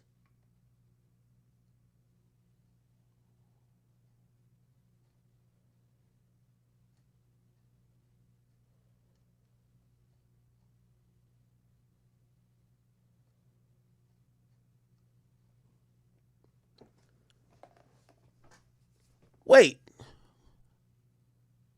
Is she fucking? I can't tell. I see one with her pussy out, but I can't tell if she in there fucking. I'm going to keep it real with you. Yo, so I just did an interview with Amber Rose. I think Amber Rose is pivoted. She want to get into music. I've always thought that, like, Black China just kind of disappeared off the face of the earth in the sense of, I knew, like, it was, remember when Black China was, like, super popular, always in the media? Then she had a situation with Rob Kardashian. She was mixed up with that. Obviously, Tiger before. Once I seen her starting to date, like, remember when she started dating anybody? And niggas, like, apparently this was going around the industry. $15,000 and you could date Black China. It was just like, she was doing mad fake relationships. You give her $15,000, you date her. And I'm like, word? So you seen everybody with her. You get what I mean? Like, everybody was just like, they were trying to get the money bag, Ari stimulus package. They were like, oh, we're with her. But, like, at that point, nobody even took it serious, right? I think we saw even Kid Boo with her. You know what I mean? Somebody said it was good promo. I thought she had just fallen off. I'm going to keep it real with you. The word on the streets, and this what was talked about in LA, because apparently I think she still is out there. People said she's heavy on coke and heavy on drugs, and that basically the dope thing about her is that she tricks on men, which, again, I can't verify none of these things to be true, but that was the talk about Blac Chyna, that she has a big and heavy drug habit. That's what people were saying about her. So they were like, yo, like, she just blows her money on maintaining her drug habit. She likes younger men, and she don't mind getting with a younger dude and spoiling the younger dude. But I didn't know she was making $240 million a year.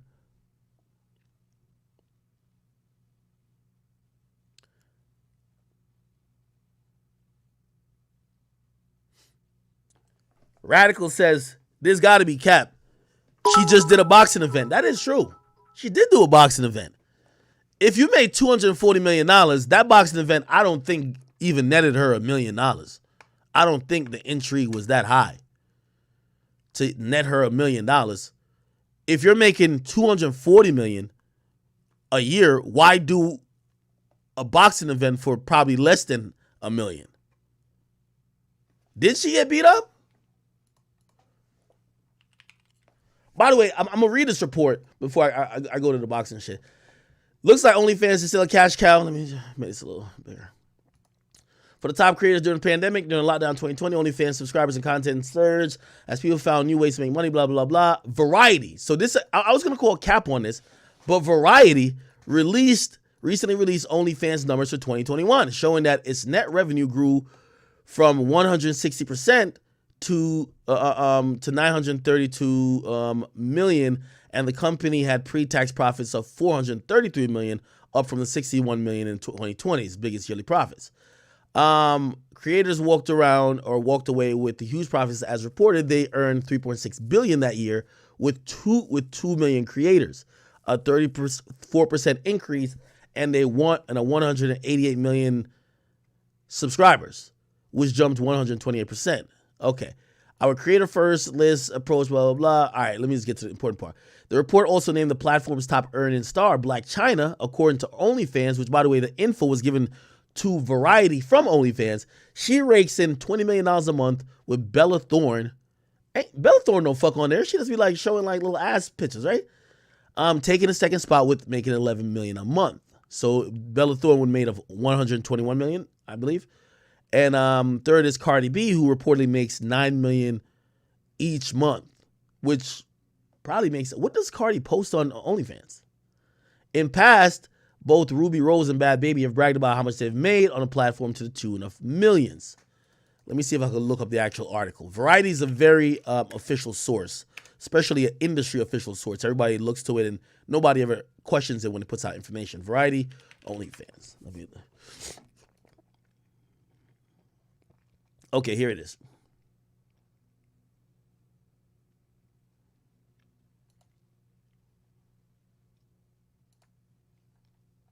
Oh. Yeah, okay, so they said the same thing. But they're quoting Statista or Statista as where they're getting the info from, not necessarily OnlyFans itself. Like some people have reported that OnlyFans is the one saying that they made this money. But OnlyFans only reported that they paid out creators $3.86 billion, which, let's put this in comparison. I got a calculator real quick. Let me see if I can pull up one online calculator. You know, I'm a math major. Okay. So 3.6, actually, I'm going to just do it in millions. My bad. I'll do it in millions. So 3.6 billion is 3,600 million, right? So 3,600 million. This is what they paid out to creators. And, okay, I'm going to have to do it the other way around. That might be confusing y'all. So Black China made 240 million divided by what the company paid out to all creators, divided by, which is 3,600. So essentially they're saying, then I got to times it by 100 to get the percentage.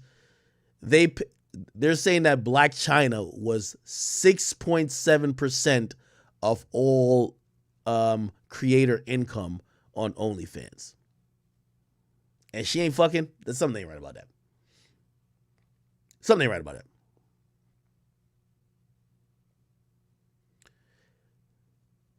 General Zilly, 3.6 billion is 3,600 million, bro. Like, it's the same thing, okay? Nigga, I'm the math major, not you. I'm extremely pocket watching. I be pocket watching like a motherfucker. My calculator always out.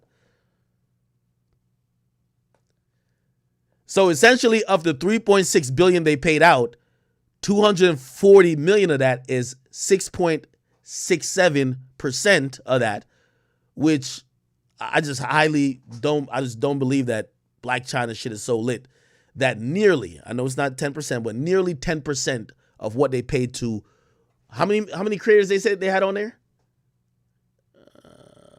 I'm going to tell you how much.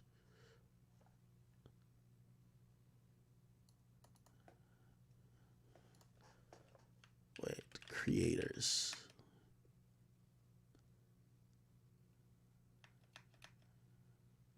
Oh, yeah, the number of creators on the platform increased from the year to 2. So they have 2.16 million creators, and Black China got almost 10% of the money they gave to everybody. Not believing it. Because some of these chicks on there are doing everything to get money. And I think some of them are just like bigger in the sense of they're bigger artists. Now, the Cardi B shit, I don't know what Cardi B posts on OnlyFans. And I almost feel like Offset's my man's. Like Offset texted me like yesterday. So I don't really want to Google what she put on there. Cardi B OnlyFans. What's she putting on OnlyFans? Let me look on Reddit. She put on like feet pictures or something like that?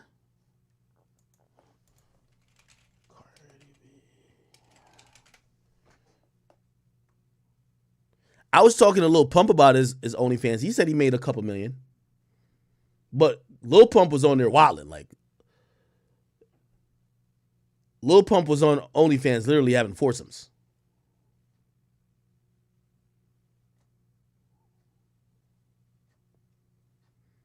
Yeah, they're not saying nothing's on her OnlyFans. So for her to be making that amount of money on OnlyFans is wild. I don't know.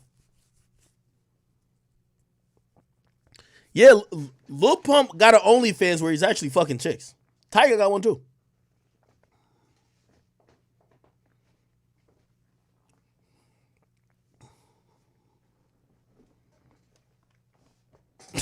Somebody said, "Does Lil Pump is?" Don't tell me Lil Pump's on there with Smoke Perp. No, nigga. Somebody said, "Read the bits." I got you. I got you, Brody.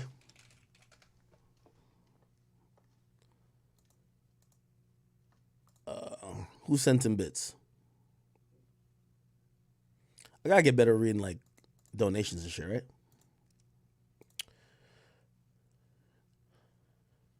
Oh, somebody said, she was just complaining about having to return her cars and how hard it is to be a single mom when she only has 2 kids. Oh yeah, Swag Dealers, thank you for that. Swag Dealers, thank you for that, bro. Somebody said, we still smoking on that Mark Lamont Hill pack? Very high, nigga. High as a motherfucker. Yo, you're right about that, chat. Thank you for bringing that up. Like, I be forgetting about shit. Black China return cars. Look, nigga, this was this year. She said, I had to give up 3 cars due to no support from my exes. Black China claimed on Twitter that she had to give up 3 cars because she allegedly receives no support from her exes. She says, yesterday I had to give up 3 of my cars. Let me see if I can find the original tweet. Oh, she deleted it. 3 of my cars, my reasons, moral beliefs, being a single mother, no support, I am my mama. Yeah, this bitch ain't making no $240 million. Fuck that. Statista. Let me look at this company, the company that reported it. The statistical portal, where are they getting their data from?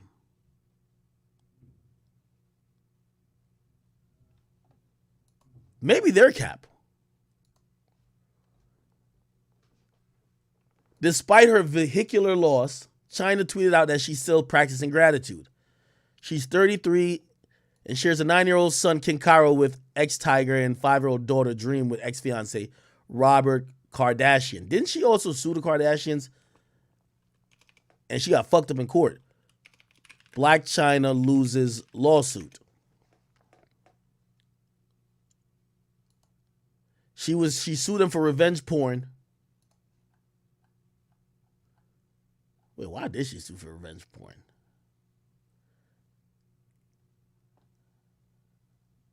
Oh, no. It was $100 million defamation suit. What the fuck?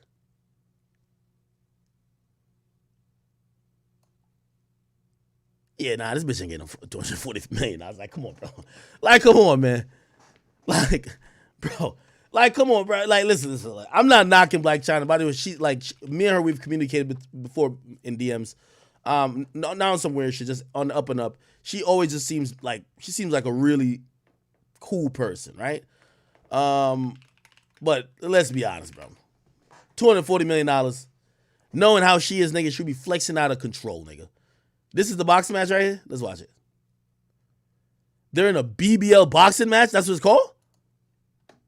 No Back way. to the BBL Fighting Championship, where we've got 2 harlots doing battle on a Saturday evening because OnlyFans servers are down. It's Black China, Alicia Megan. Winner gets... No fucking way. This is actual commentator. the BBL boxing match because the OnlyFans server is finito? 2 harlots? It's a session of free cosmetic surgery with Dr. Love down in Florida. Let's get ready to rumble! Round 1, fight.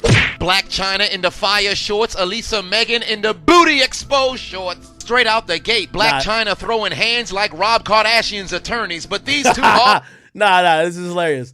Yo, wait. First of all, how they in a boxing match and fight like they at the club? Nigga, these bitches fight like they still trying to pull hair. Even with the head thing on and gloves on. They're fighting like they're still trying to pull hair. Round 1, fight.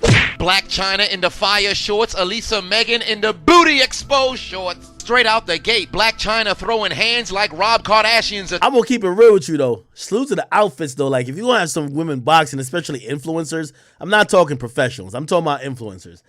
Man, if y'all don't put that BBL on display, man, like what the fuck?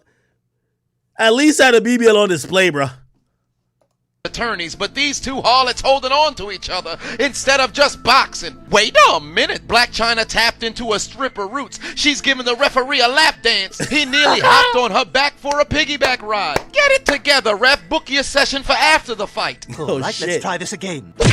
A little bit of backstory on our two competitors. Elisa Megan is a retired veteran. She was a staff sergeant in the Air Force. Meanwhile, Black China was on staff at your local strip club, descending from the air until she started landing on notable men's penises. Both ladies throwing hands with the force of 3 grains of salt. Rumor has it, reporters sitting ringside stated this fight could have been handled in the Shade Room comment section. Now that I think about it, don't that referee look familiar? I could have swore that was former UFC light heavyweight champion Rashad Evans. Homie must have already completed the game. Now he just doing the side quest. The first round comes to a close and the advantage in the fight goes to the people who didn't pay to watch this.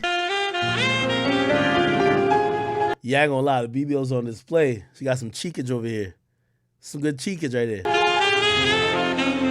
Damn. Lord have mercy. We must stay focused, brothers. We must stay focused, brothers. We must stay focused. Round Is that Dr. Umar? 2, fight. This is less of a fight and more of a tussle, but somehow the hood is standing at attention. Black China in the corner getting worked. How you getting beat by a woman who punching and twerking at the exact same time? That lower body, it's unbelievable. Look at the body. God. Look at that bubble butt. Thighs. I mean, they're power generators, right? It's up to you. Do you want to continue or not? Yes, Daddy. Oh, shit. Just a moment, send them the same way. In a box back to you. Evans would reset the two women to resume round 2. Nah.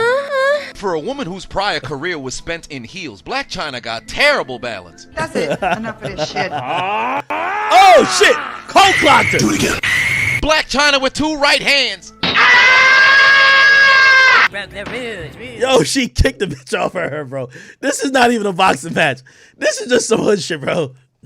Wait a minute. Megan, getting frustrated from getting a 2-piece, decided to rush Black China and push her into the dirt. Much to our surprise, this wasn't even a subtraction of any points. They're gonna end the second round. Rashad Evans doing the best to keep his hands to himself. His wife sitting front row. He touched the wrong location. His Father's Day gift might be child support. I ain't gonna lie. This cheekage over here good too.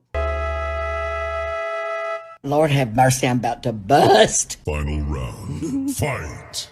Into the final round we go. Both women out here looking like sock'em boppers. Is there any technique? Nope. Combos? Hell no. Just spam the punch button and hope for the best. I've seen better fights in a junior high school playground. I've had it. Everyone's getting a timeout. How nice of Rashad to give us a second to take a look at that ass.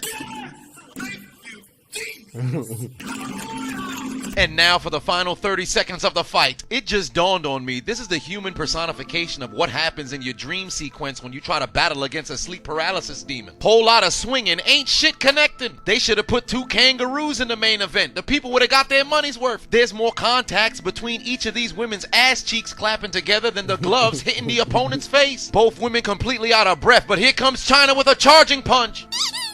Ref, just go ahead and ring the bell. Get these Popeye stars the hell out the ring. They're so exhausted to the point that they stop fighting each other so they can breathe. I thought Shorty was getting the 10 count. She just trying to get 10 breaths. Look at China arms. Hands is heavy. Pregnancy of the fist. She don't even want to stand up straight no more. Time!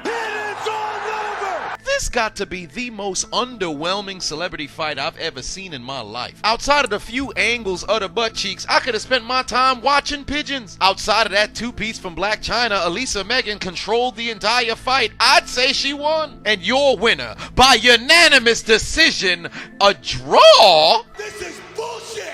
If this ain't a load of malarkey, I don't know what is. Go raise your children, darling. Get your ass up out the ring. Clipping toenails was more exciting than this shit. Is that Flavor Flav? You guys, I'm going home. You mean to tell me you watched the entire video but you haven't subscribed? Hit the subscribe button! I don't know who this guy is, but he's funny. I like him. Alright. He's funny. So boom. This guy's funny. Shit. Check out this guy's content. He seemed like he's funny. Alright. 40s, 50s, 60s. Alright. Anyway. Somebody says Channel 5 dropped the video on Oblock. Apparently I'm in the video. The weed in the racket ain't no pad. Did y'all watch this or no?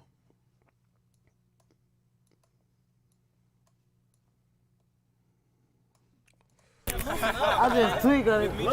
I say, it's me, JC and Buck. Play with us, you put his body in the truck, then we take him to the dump. And they know we play for keeps, and they know that we ain't sweep. Grab a broom, we finna sweep. Oblock finna clean the streets. Boy, you better grab a heat or get put up on a T. Put your name by RIP or your name get turned to weed. In the racket, ain't no pad. Any state, we on your... No matter what, nickel plan. Fuck the...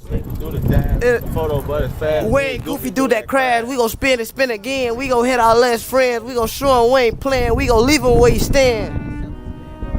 That's really, that's all I want to be, successful. Damn, this nigga look like he's never brushed his teeth a day in life, nigga. Go leave him where he stand. That's really, that's all I want to be, successful. Nah. This nigga gotta be allergic to a toothbrush, nigga. Nigga, Colgate gotta be his kryptonite, nigga. Jesus Christ. Nigga might be the Green Lantern, nigga. Even his teeth green. This shit's ridiculous. This nigga ready to kill a nigga but not brush his own teeth. This is crazy. Right, big goof ass, man. Check it out. Hey, no, since you're in, you gotta throw up Oblock. How do I do that? Yeah, throw up Oblock. Everybody throw up Oblock. We're here in the Parkway Gardens housing development. Nigga, this is how you throw up Oblock, the pinkies? Oh, shit. In Chicago, otherwise known as Oblock, a 24-building complex on the city's south side. It's where Michelle Obama grew up, and it's also where drill music began around 10 years ago. This is Boss Top. He's been here for a super long time, so he's gonna take us back to the very beginning where it all started. So right now you in the 44, you in one of the gutterest building in the block. This motherfucker be the last building to get cleaned up. Oh, it's a roach. See y'all in the project. See that roach? That's a baby roach. It's gonna get bigger. It's gonna get bigger. Smoking the roaches and killing the rats. This bitch be dirty as hell. This building be dirty. I'm from this building. Bro, I used to be one of them motherfuckers that piss in the hallway and on the elevator too. I ain't gonna lie. My mom in the bathroom on BDN's one bathroom in here. I'm going to piss in the hallway. I still won't touch the buttons on the elevator. I'm straight knuckles. Cause you think there might be pee on it? Spit, pee, and I used to do all type of shit to the elevator. I ain't taking no shit though in here. True that! True that! Come on! Love you, my nigga. Love you too, boy. I'm going to true that. Damn, these were the parts that Boss Stop was stealing Chief Keef's baby's underwear and diapers and keeping them, bro. This shit's crazy. This is history. Yeah, man. My nigga, true that. I ain't like a nigga in years, bro. Hey, everybody, what's up? How's it going? What's up? How you doing, man? That's what's cracking like, you feel? GDK. Come on. GDK. Folks came out of the Folks, the youngest GDK member. He invented that shit. To you, like, what is drill music? We started the word drill with our music. Like, let's do a drill. We started that shit. Like, how would you explain drill music to someone who doesn't know? Music that make you wanna kinda get outside and go just be outside, you feel what I'm saying? Make sense? Trap spot, selling coke and heroin out this trap spot. 40 Glock, hit him in the You get on going? Yeah. So yeah, it turn you up, it give you adrenaline. Drill music is something that, I mean, in the grander scheme of things, you could see it as, you know, a hyper-violent offshoot of trap generally that, you know, sort of like came out of a very specific area. I describe drill music as, it's violent, but mainly fiction. It's like realistic fiction music. So like, that's why I shot my video 4K Troll, shot it right here in this park. Right here where you standing at, I shot it right here. The lyrics are pretty intense in that song. Grab my Glock, then I grab my mask and hop out, then I blast. But he ain't lack, he pulled out his strap and started shooting back. It sound like it's compact, to my I got a double back, it's finna crack. Yeah. But it's all entertainment, see what I'm saying? It's all for like the people. Like, cause like music nowadays is all about like controversial shit. Drama really makes money.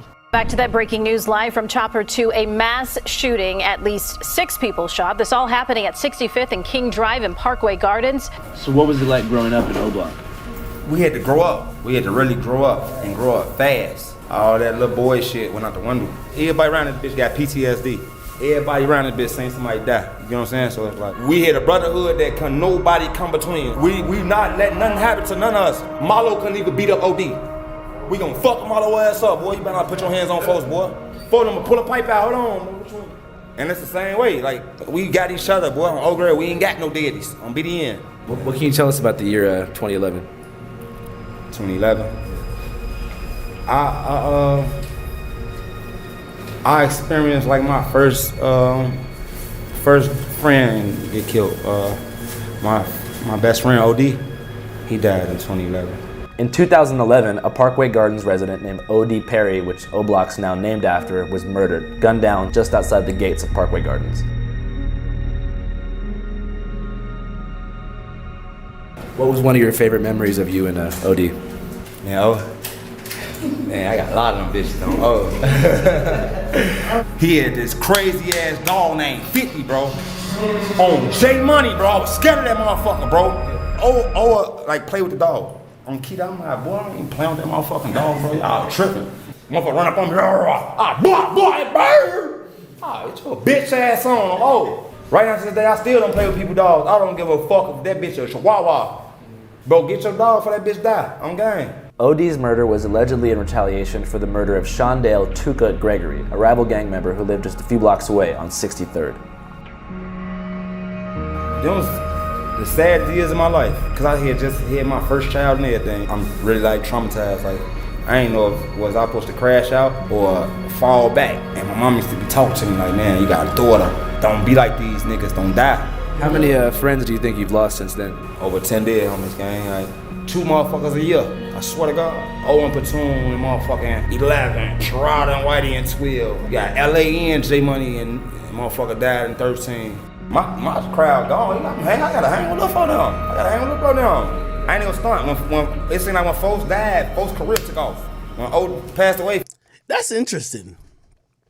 I think that's interesting he said that because I remember when I was interviewing Vaughn, and Vaughn was like, yo, we got what's the name in the back? We got like, he's like, you know him. And I was like, who? He was like, yo, I got Boss Top. And I remember thinking, I'm like, Boss Top used to roll with Keith and them. Now, by the way, I know Vaughn he wasn't that young anyway, but I was just like, damn, maybe Boss Top is just kind of finding his way with like whoever is kind of whatever. It's interesting. I say all that to say it's interesting to say that, or him to say a lot of the people he used to hang with died, so he had to hang with other people. Because I don't think realistically for most of us, we go through that experience where like all the people you used to hang with dead.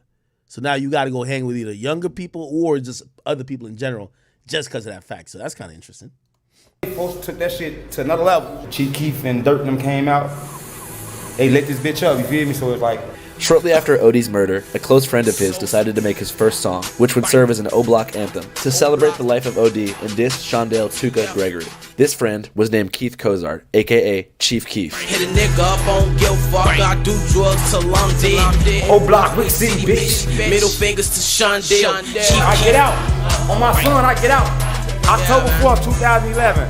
This bitch get the going up. The block busting, I just got out. I get out, I see Platoon and White. Folks got cocky as hell. I'm looking, I'm like, how the fuck y'all let OD get killed? Platoon put his head down. He like, man, go take your daughter upstairs. I'm finna holler at you. I take my daughter up. I remember Inky D them came up there, deep as hell, everybody coming ate. Happy as hell, Fat Mac and Stu get to showing out, they get to fighting. Hey, Fat Mac, you remember I got out of jail, you and Stu start fighting that day? Him and Stu get to fight. Hey, phone them like, man, y'all showing out because folks just got out. Dirk and Reese come see me. Oh, all right. I think I'm in this shit. Let me see how.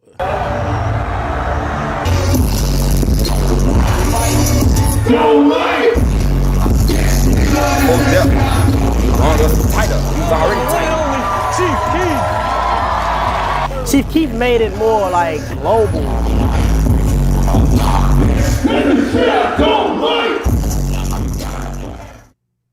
And before you knew it, white America was doing the hokey pokey to murder music and unknowingly singing along to the anthems of an actual gang war playing out in real time. For a year, the conflicts of Oblock were a mystery to the general public. That was until one man came around and exposed the inner workings of Chicago's gang war to the world. By the way, I disagree with this. Before, you know, the people who in Chicago who were gonna, like, they're gonna get mad. I never said I was the first nigga covering Chicago, okay? I might have became the biggest, but I ain't the first. Salute to Zach TV, salute to other people. I love what y'all have done. He's saying this about me. It's not me saying it, nigga. You get what I mean? I just gotta let y'all know. Y'all know who gonna be tight. Be like, what? They gave the credit to Ak? What? Like, you know who gonna be mad, like, what? They said Chicago and said Ak? Like, yo, chill. I ain't say this. I ain't get this nigga this shit. He hit me up. 2010, 2011, I'm in college and I'm doing commentary about hip hop. I had, like, you know, some hot takes about like Kanye and Drake and stuff like that at the moment. So I was kind of gaining an audience.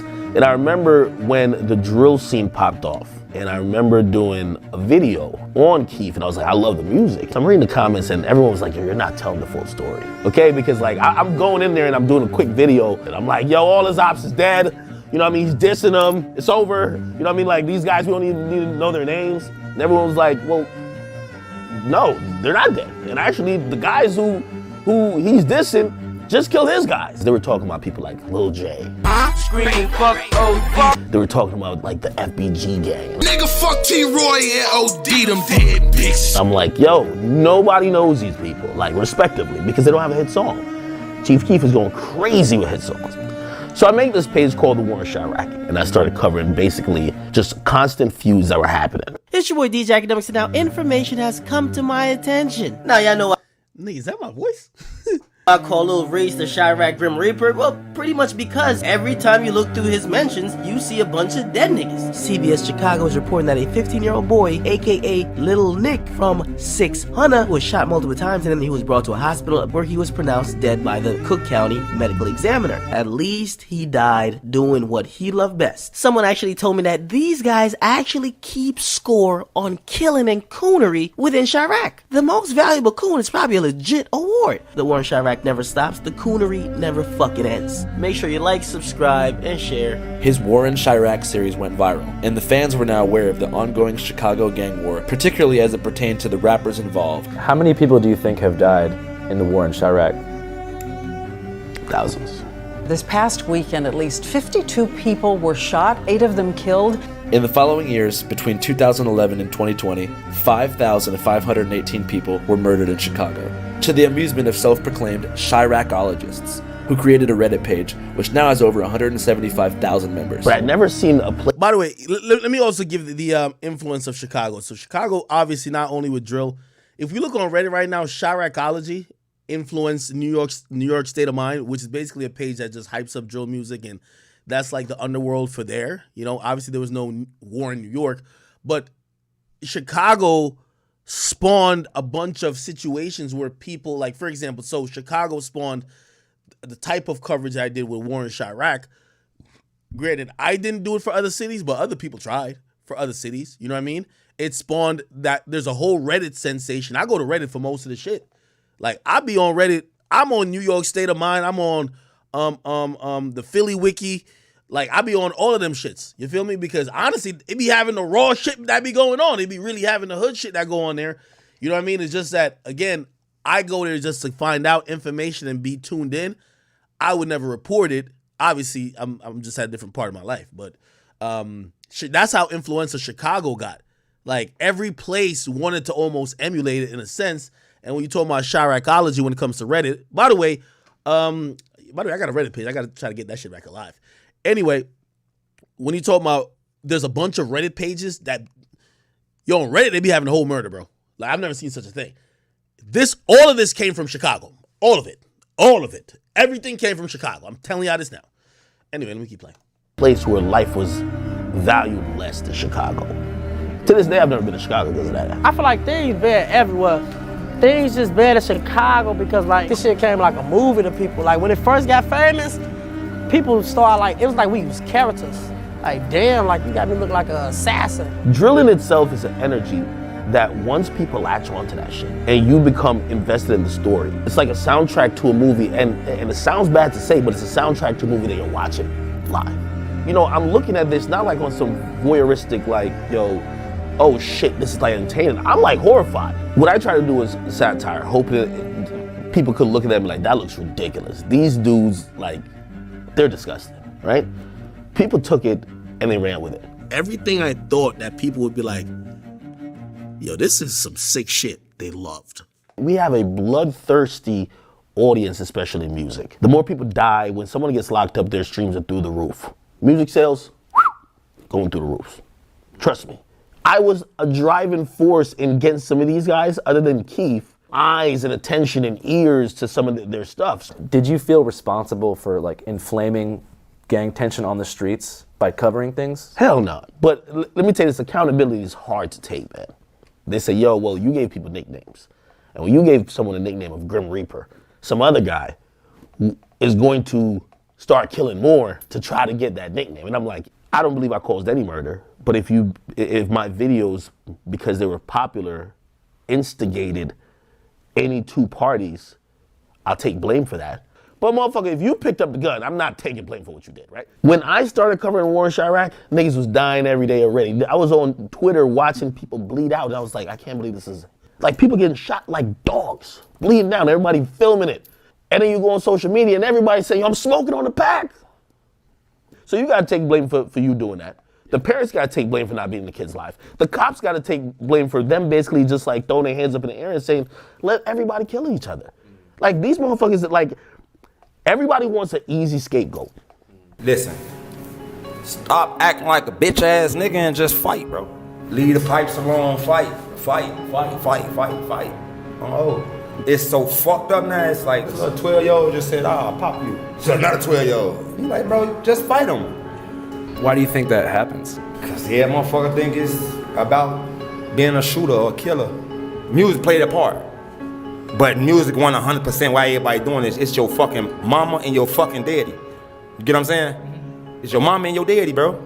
It usually be your environment, but it's your mama and your fucking daddy. It's about how you getting raised, blood. Like, raise your fucking kids right.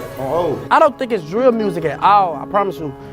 If we was to take drill music away right now, and it be regular hip hop, it's still gonna be the same type of violence. Everybody wanna be a character now for the internet.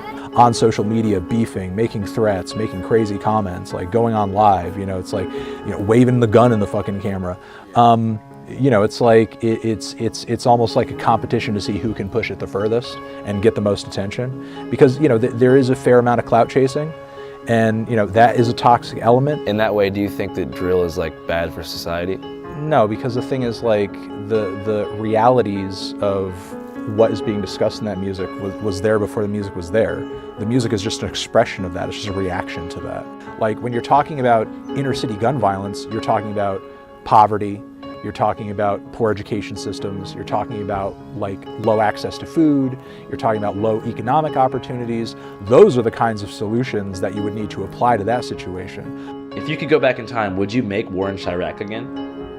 I've grown. Was it appropriate? Probably wouldn't do that again. I wouldn't do it again just because I think we're dealing with mental illness in Chicago. And when you see people are kids, these people who are doing murders, like Ronald No. 9 was like 17, doing drills and all that type of shit, it's easy to be outraged and also say, damn, how could you guys take a life so easily? But also you got to think about the cycle of mental issues that they're having, the trauma that they're suppressing. After the success of the War in Chirac series, Akademiks' formula was replicated hundreds of times, creating a concentrated YouTube algorithm that turned gang drama into an online mega industry. One of the channels in this algorithm is called No Jumper, which is quite different from the War in Chirac, but nonetheless features many interviews with gang-related rappers. Do you even know about gang shit when you first moved to Florida? When did you actually become a 5'5" Crip? You are widely known to be associated with the Hoovers. Some of the dudes who got caught up for this murder are like actual rappers who have videos out with many, many thousands of views. Again, like you say, a lot of the stories are hypothetical, but in this one, you actually mentioned that a specific rapper from Chicago called a girl 6 times while you were hanging out with her. Right, it just ran. You see what I'm saying? The shit just be going, man, you know. So, I went on the podcast and spoke to the host, Adam22, about the ethics of producing monetized gang content. Do you think drill music is bad for society? Yeah, definitely. How come? Because people are in gangs killing each other and making songs about it and making it sound super cool. And even me as like a 38-year-old fucking white man, I listen to it and I think that it sounds kind of cool, and I struggle with that. But definitely I think it's probably, as much as I like listen to it, it's probably got to be a net negative for society, right? Just the romanticization of violence in general. Do you think you help make it look cool? I don't know. I feel like when they're on a beat with a fucking 808 going crazy and they're able to like rhyme and make less sense, that probably is like when it sounds coolest. Because they don't really talk about that in interviews, right? I mean, most of like all the Chicago like gang members or whatever, it's like the amount of like street shit you're going to be able to get them to talk about in an interview is pretty minimal in comparison to the stuff that they're essentially saying in their songs. It just must be crazy because like you talk to so many people who like have died recently. Like you're like the last person to interview FBG Cash. Right there. His name's on the wall. Yeah. Do you feel any responsibility for like inflaming like gang beef by having so many gang members use this platform to promote themselves? No, because I mean, I feel like this is a hip hop platform that long ago has kind of been clear to me that that's more or less the gist of what we're doing, you know? Like there was a long time where I didn't do any street shit, you know, in the beginning it was mostly like SoundCloud type stuff and more like avant-garde, you know, internet shit. We've gone more in that direction, and like a lot of like it's also the direction rap's gone in. It's tough to get away from the fact that the fans just want what they want. You know, as a content creator, you kind of have to follow the incentives to a certain extent. It's just been taken to the point where the fans like want this shit to be real. They don't want to hear you say. See, that's where me and Adam differ. And by the way, you know, I stand with all my media niggas, bro. Like, I led the charge. I took mad arrows for mad niggas, and by the way, I think they all appreciate it because now when they do get questioned, they realize what I was out there front facing with everybody first. I stand with everybody. It doesn't mean I have to agree with everything with everybody. I don't believe that the fans lead me, because if the fans led me, I would have did a war in Jacksonville, and no, I ain't doing it. It's I'm not gonna say there's an incentive by what the fans want or what they seem to be attracted to, but at this point, and this is the only thing I would say, like, you know, for Adam, you see, it's easy to use that as the excuse when you're trying to get on, but when you're running a multi-million-dollar corporation like he is and I am, he shouldn't be necessarily chasing a buck or chasing the next wave. We're in a position where we could platform whatever we want and still make a lot of money.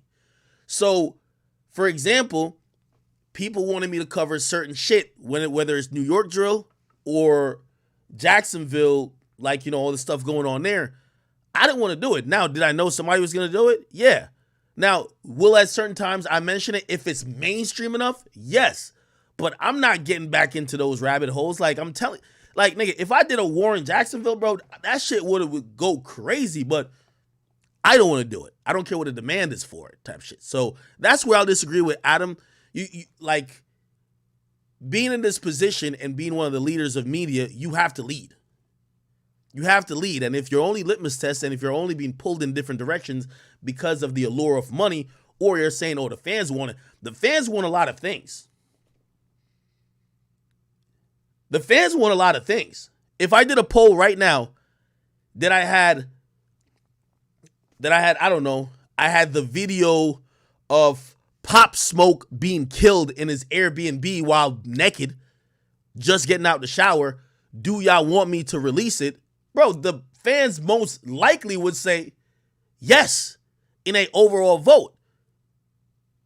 What, should I drop it? Just because the fans want it? The fans don't necessarily want all the best things.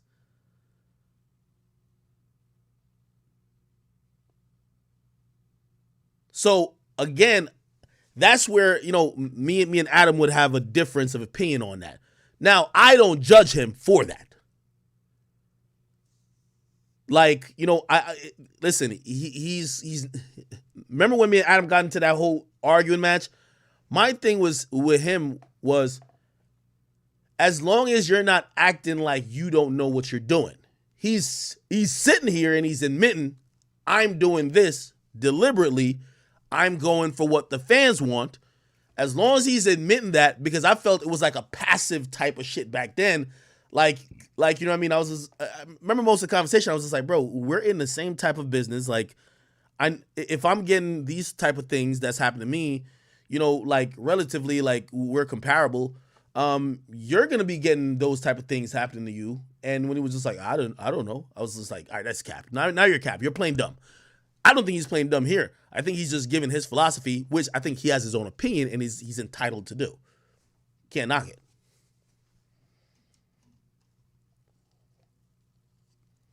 Somebody said it was an arguing match. No, it was a frustrating time debating with Adam, because that was a moment where I felt Adam was he was skating below the radar, where I was getting criticized every single time I did anything, even if it was in good faith. He skated below the radar and got away with, that was the result. That wasn't my intention. I didn't know. Ignorance, playing the ignorance card. Like, I didn't know.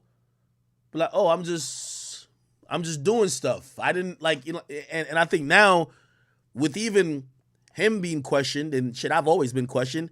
When we do something, intention becomes obvious, right? So, for example, your platform at this point, if he's going to, I don't care if he interviews 1 million LA gang members or not. But now if somebody comes back on the back end and said, well, is your intention to incite gang beef, or do you think that you've played a part in it? You can't be like, well, I just play the passive card. You got to be like, well, maybe incidentally I did. I didn't mean to do it, but my platform is big enough, which probably did incite some issues. That's just how it goes. And again, there's zero way how to run a media platform and just be an angel. I'm going to be honest with you. There's zero way. And I'm going to be honest with you. I've also stood up for the fact that media seems to be the only people who are scapegoats in this culture. So you're telling me that these days everybody wants to point the blame at me, Adam, and Vlad? And leave out the fact that for the history of time, disproportionately, who has benefited from the death of Tupac and Biggie, record label executives? Nobody get mad at that. Nobody also get mad at any other medium of media. The only one time I've ever seen that is when people kind of pretty much blame the back and forth between the East Coast, West Coast violence pretty much on the source, by them kind of framing it as such and possibly giving the mindset to people thinking that there was an actual war when there wasn't. But by and large, we don't see other media outlets get this type of pressure.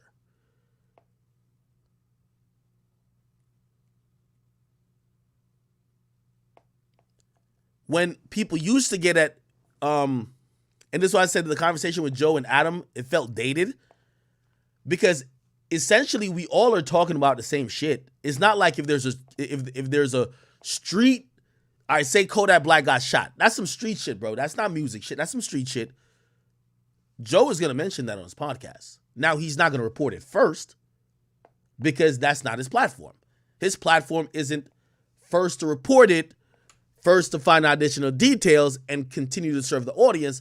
His platform is let us give our take when the dust is settled. Not knocking it. That's a part of the content cycle. But it's hypocritical to say that that you're so much better than the guys who have to report it.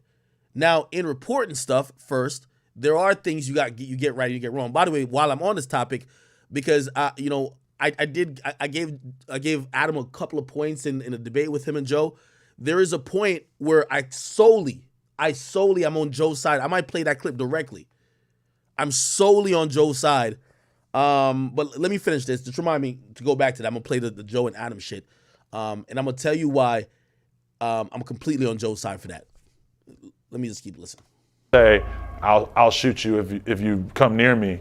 They want to hear you say, so-and-so from the other side got killed because he fucked with me. Like, the fans are really drawn to that kind of immersion, I guess. Whenever you grew up here, did you guys spend a lot of time in other parts of Chicago? Like, did you ever go like downtown or to other areas, or were you mostly here? I spent a lot of years inside this gate. Have you been to like a Cubs game or anything? No. You guys want to go to the White Sox game with us? Yeah, we go. Let's go White Sox! Let's fucking White Sox! Go Sox! Yeah! Fuck the Cubs, fuck the Orioles, fuck the Yankees, White Sox.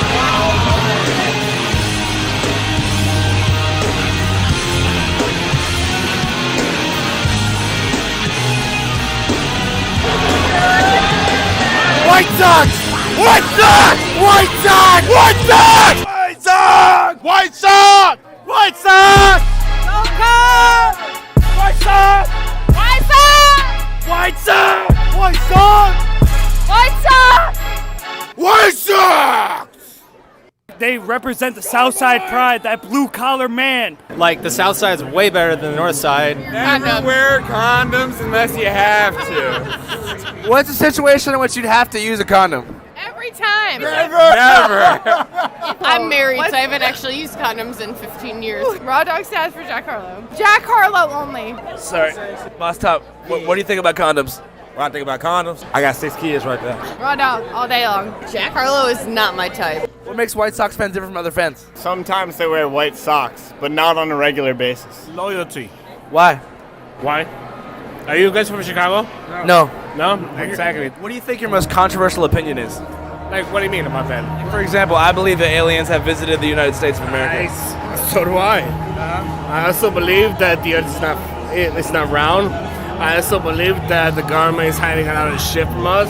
I also believe that the government has taken over our country.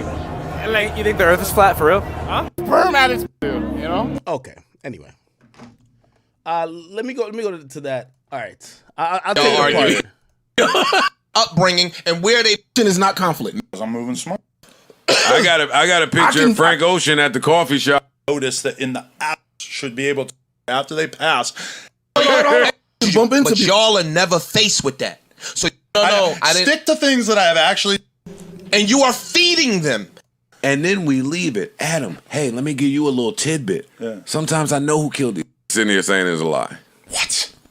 He not lying. He not lying. Let me tell you. He not lying. I have not lied about that. You saw have him, a right? 6'9" nigga with a licensed gun on him. Close. A similar situation. By the way, I completely disagree with Joe. Joe, I love you, man, but you were definitely trying to get one of those moments, I think. Not intentionally, but the way you were coming at Adam. Bro, Adam is a millionaire. Adam covers rap. By proxy to covering rap, I don't care if I'm a writer that writes about rap and nobody knows my face. If I've made millions off this culture, I would get security. You know why I'm not mad at Adam getting security? So he was pretty much saying, why does Adam have a security guard while he's in New York? Bro, record label owners all have security. All. The nigga who signed 6ix9ine and Trippie, I told you there was a fucking like ex-CIA Navy SEAL nigga that was there. He didn't crack a fucking smile. He's in every room with, by the way, 6ix9ine signed to the son of the biggest nigga in music. Why can Lucian Grange's son, which is Elliot Grange. Bro, he moves around with security, dog.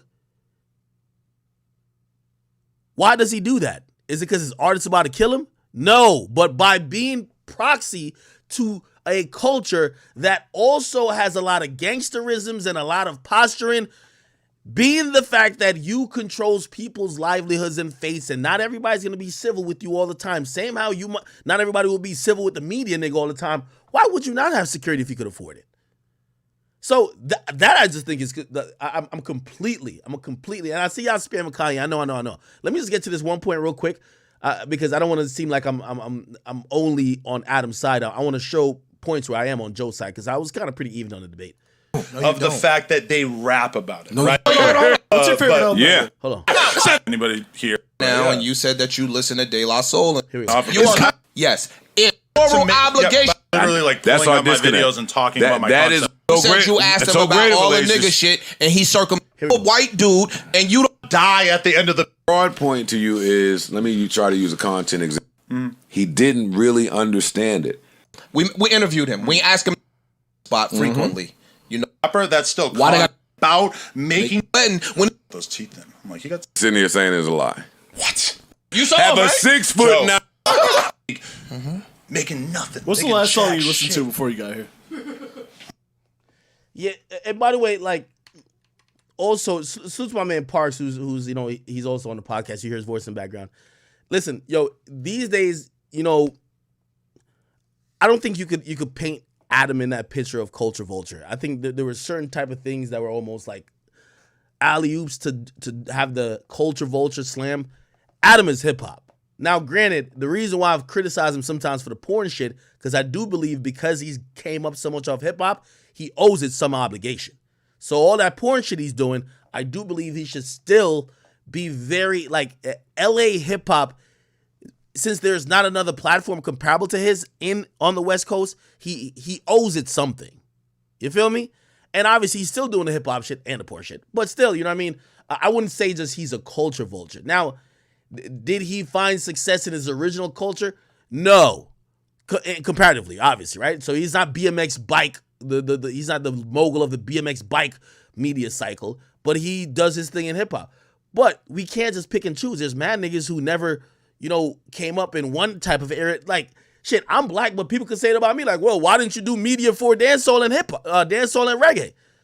Bro, niggas like what they like. And if I thought his like or intrigue in hip hop was non-genuine, I would say culture vulture. Now, do I think him as a businessman, he's all about the money? Obviously. But I don't think both one means the other. Not because he chases money as a businessman, and you might question some of those moves, means he doesn't also enjoy hip-hop, and he doesn't have no right to actually try to capitalize off hip-hop. Again, lost and gone are the days where niggas would just assume because you're white that you shouldn't be doing content in hip-hop, bro. Like, come on now. Like, I think we kind of gotten past that, right? Where's this part at? It's 24 at all. Like breaking news. It's not like Meet the man that killed young. Someone just immediately upload a person. Point, do you take a gut call and make a decision? It's certain shit that I'm gonna videos from his life. You know, different opportunistic. He's beefing with. That's not true. That's not true. Random ass mixtape that you who don't know shit about shit. Significant percentage of them are going to be associated with gangs. You take it from ICE. Hey, yo, real and because that's how you make your money. Reason why I have a business, a whole. But you in New York. I'm asking you how tall you are. Close. A similar situation. Deep albums that you listen to. Interior. Bro, me a choice. I don't want you to think that I checked. If I had read a tweet, there's things that are so evident. That's because it's promoting their career and their parody. I wouldn't do interested. No, you want to because that I just hired more black people to do this. I'm saying his those teeth in. I'm like, you got city. Anybody? Nah. Okay. Because you keep talking about content, and I keep comment on things that they. This is the thing that always pisses me off when people. Okay. Parks is not a shooter, so you are. That's their responsibility. What you they think the say. other people are dumb? You said Max O'Cream is smart, and you know I got rich doing this. I got yeah, top and bottom, all of them. Every interesting stuff for the stuff that had already been. You take it from ICE. Business learned about act through his war and conversation. So thing without funny part. Okay. I can't find the particular part. Let me just get into it. I'll give you the synopsis of what was said. So essentially, Joe said, you know, we obviously know there's been domestic abuse allegations about Joe for a very long time. He's fought to try to clear his name. He's never gotten convicted on any of them. Actually, most of them, from what I've seen, that has ever turned into an arrest or any criminal charges always got dismissed. I want to keep within the confines of the law. If you want to take it and say, well, if he's had over 5, no matter if they got dismissed, he's beating chicks, whatever you want to say, I'm just trying to keep it within the confines of the law. Joe's my man, but I still want to try to be fair. These things have existed before I even knew Joe. I met Joe in 2017 when I went to audition for Everyday Struggle. I've seen and I've known Joe for a while, and I remember, and I guess this is where me and Adam disagree, and this is where I understand why Joe gets at him for this. I remember when it was, and I don't want to, offend any particular party, especially a woman, when I'm discussing this type of material. But I remember a time when Joe was trying to negotiate with Spotify and also try to get a couple other deals. Randomly, it came out. There was a page with like 3 followers that was keen on trying to send me, but I knew also they were trying to send other blogs paperwork from it was a unfiled court case. So they basically had documents that wasn't filed in court, right? So there was no docket number on it, but it was prepared to be filed. So an attorney clearly prepared to file the documents, but it was not officially filed with the court. They sent the documents to me. When you read through the documents, it had more and more detailed allegations about Joe. They wanted me to put that out. Granted, some of these situations were rehashed and talked about a long time ago. He was never charged. Again, for me, it felt like propaganda. Anyway, this is what I did. I know Joe at this point. I called Joe. I said, Joe, I'm going to give you a heads up. There's people sending around documents. These documents they're not even court documents. These are documents that either, I don't want to get too much into that because I don't want to assign no blame, but these are documents that's basically trying to make you look crazy, and they're trying to get media outlets to put them out. These stories have been rehashed this and third. This is no new information. Me and you have personally talked about any of these allegations. Me and Joe had a powwow when we just first started. We cleared the air on anything. If there was anything that needed the air to be cleared on, and everything, it was not new information. I did not choose to publish it on my platform, okay? I gave Joe the heads up about it because I knew that was going to be a very difficult day or week within the media, because other people with probably a incentive to try to make his life more difficult at the time were probably going to publish it, even though there were, like, you're showing us court documents, but you didn't file them in court. Like, it's odd, right? I gave him that courtesy. This is where Joe and Adam comes in. Joe brings up a story of Adam's people posting a rehash story about one of these allegations, because, put it like this, he has a bunch of exes. Some of them have said stuff about him. Anytime they're trying to promote a project, they're not that popular compared to Joe. They'll always get asked about Joe. So they go on platforms and people ask them about Joe, and maybe to spice stuff up, or I'm not saying they're lying or whatever, but they might give their rendition of whatever they think they said happened with Joe, and that might include bringing up the allegation again. Adam's team publishes it, and for the people who are looking at it, it looks like new information and new content. Joe hits up Adam to say, yo, bro, why are y'all posting this in 2022? This is really old.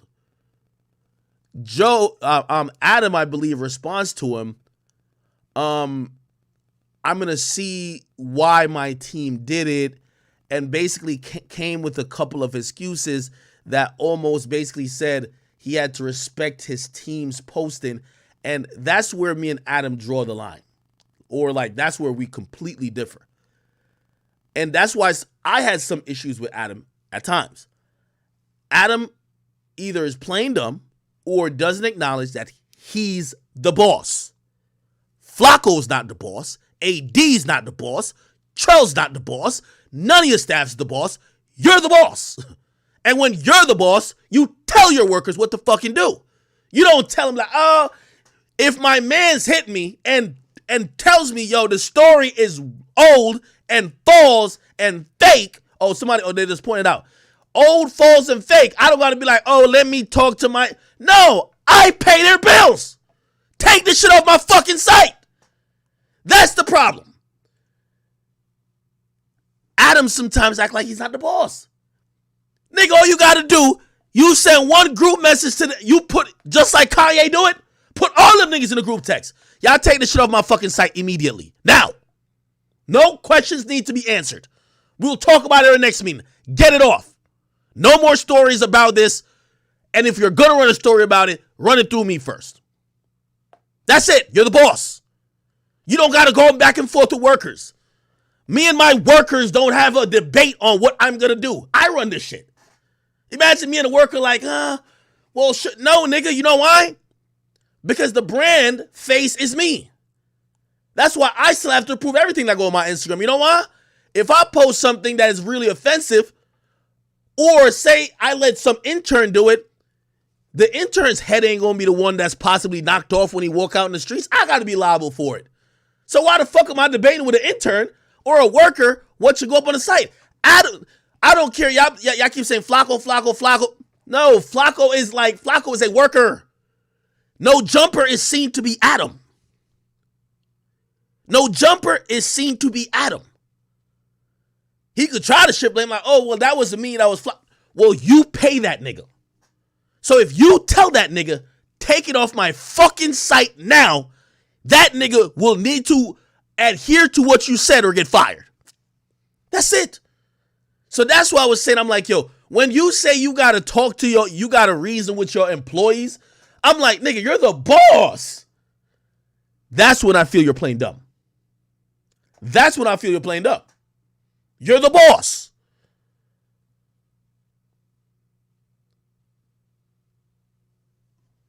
Thinks that you podcast just for the money, right? You don't. I don't know what they. I don't know what they think. When someone passes and we promote that content, why is that viewed through the sinister lens of, oh, they just want to make money? Because you didn't cut monetization off. No, bigger than that. Okay, here we go. That's not how the platform works. And you ignored more. You ignored and the timing, yo. And the timing, yo. The timing. Like it was, yo. He's announced he passed, and right after that, I was like, yo, let's get these clips out. Hurry up. Let's take it off him for a minute. Okay. Tell Ish about mine and your last conversation via text. Okay, and this was something that caused us to do quite a bit of self-reflection amongst me and the news team. Basically, somebody on the news team had posted something about one of Joe's exes who had sort of taken some old claims of abuse and brought them back to the surface. My media team is talking about it. Certain people felt strongly about it. They wanted to post it. They said, Adam, do you think it's okay if we post this? I said, if you think it's important and you think it's newsworthy, then I'm not going to step in between you. This is where I started drawing the line with Adam. No. You see, Adam is giving too much autonomy to his team. No. They're asking you because you're the boss. They're asking you because you're the one they're going to get mad at. They're asking you. You don't need to ask them again. Hey, is it okay, Adam? You need to say yes or no, not ask them, well, what do y'all think? You know why? They will never get a text from Joe. Say you, obviously y'all on good terms, but like imagine Joe ran to you and he's super upset now he attacks you.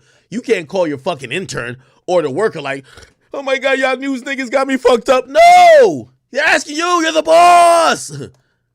And this content and you posting it. Then they post it. You hit me up. You inform me that this is the same exact shit that they've been saying forever. This is not new. I felt like that was a really good argument that if this is old shit and it's just being regurgitated without cause, then that is a very good point.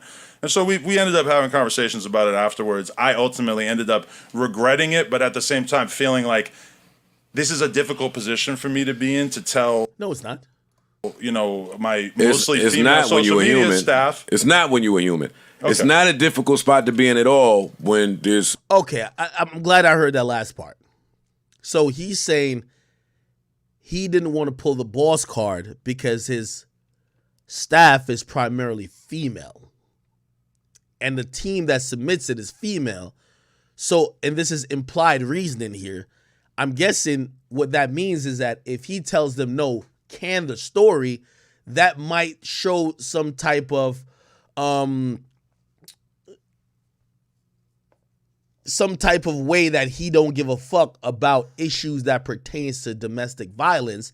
And domestic violence is definitely an important topic when it comes to women. So he's not trying to come off insensitive, so he's trying to take their opinions into perspective. I understand that part. What I will still say, you are the boss. And unless you're going to let the inmates run the asylum, you could still respect their feelings, but still make the boss decision. Humanness involved in this. Okay. Let me read it just so we're clear and everybody's on the same page here. For sure. Here we go. I send him the clip. Mm-hmm. No jumper. Joe Budden X says blah, blah, blah, blah, blah, blah, blah, blah, blah. It's the same thing that's been there for 10 years. Him and I know each other. This ain't Kevin Samuels. We have spoke. He, quote unquote, looks up to me. Fucking, we've almost done business. I text him and say, yo, this is disgusting. Adam, this is disgusting. He says, news team posted it. Why is it disgusting? Already we pushing this off on our employees. But I think in that moment that they were under the impression that this was big news and that we would be I'm not amiss to talking not about post it. your fucking minions. I don't care what your minions. Well, they're very important in the story. I know, but for my story, it's only you that's important because you run the ship. Ultimately, you run the ship. I'm agreeing with Joe on this one. You run the ship. I don't give a fuck about what your staff thinks. Fuck your staff. Right. I'm talking to you, nigga, the And boss. ultimately, it all comes back to me, and I'm totally okay with that. No, my thing is, I take all the smoke why is for it them. disgusting? Even when they're Let me wrong. finish it. Wait, what?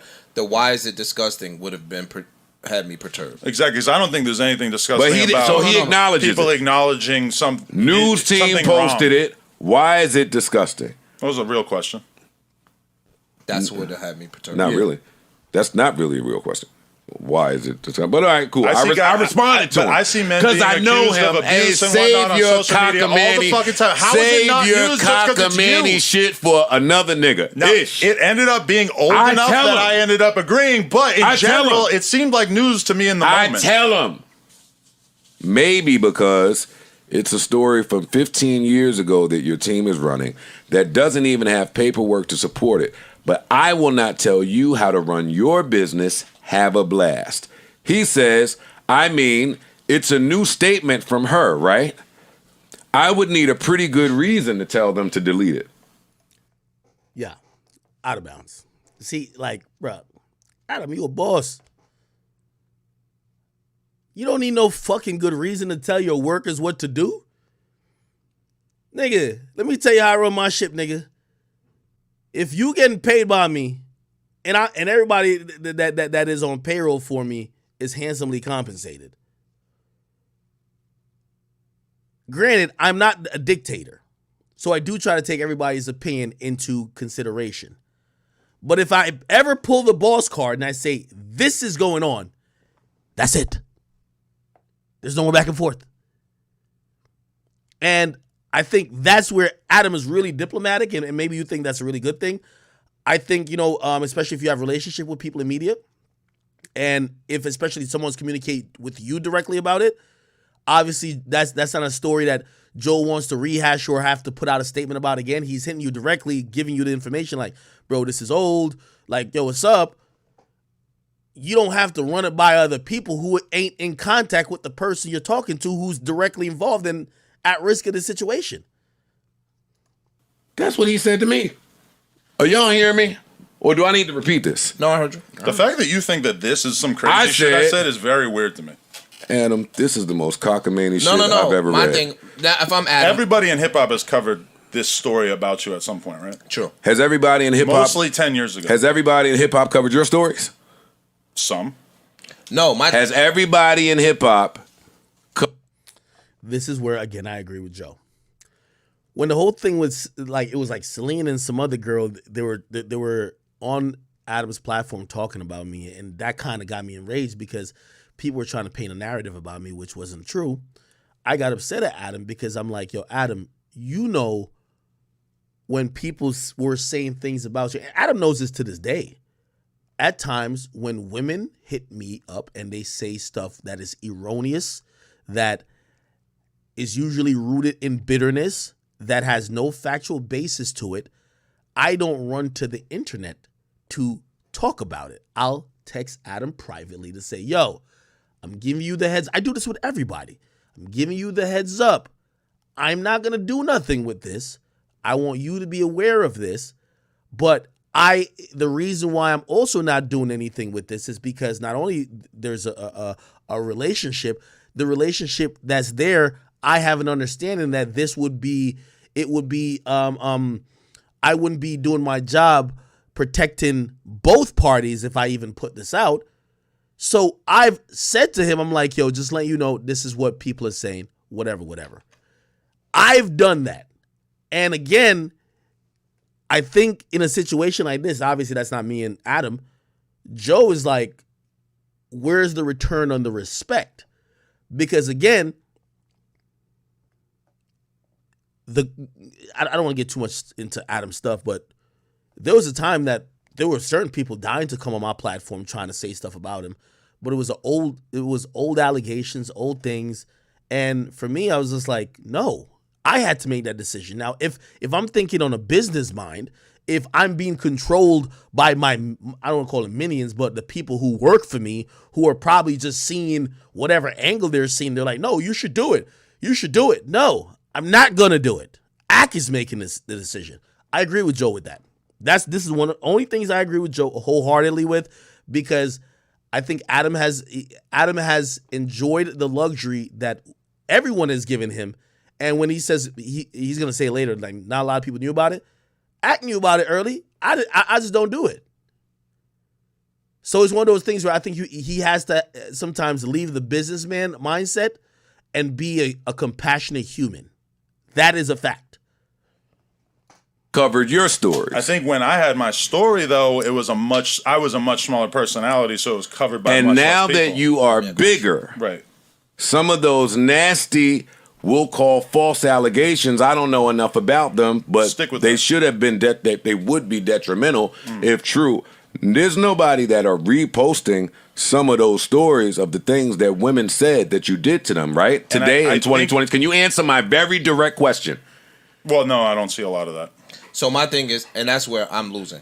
I don't think he's wrong for his team, but I think the insensitivity and, yo, why do you think this is wrong? I would need a really good reason to delete this, as opposed to me and you having a personal relationship and you now going to research what is going on and coming up with your own rationale to delete it. Well, I was actually really asking him for the reason that he thought that it was so unfair, because if he proposed to me that it was unfair or that this was being misrepresented in a way that I thought was accurate, then I would delete it.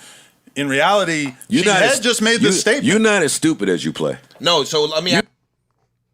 This is what I was saying to Adam. I love Adam, but this is what I was saying to him.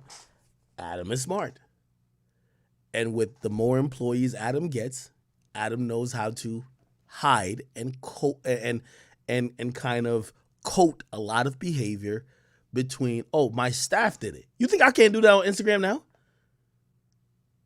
But whatever I post on Instagram, I stand on it because I'm a face.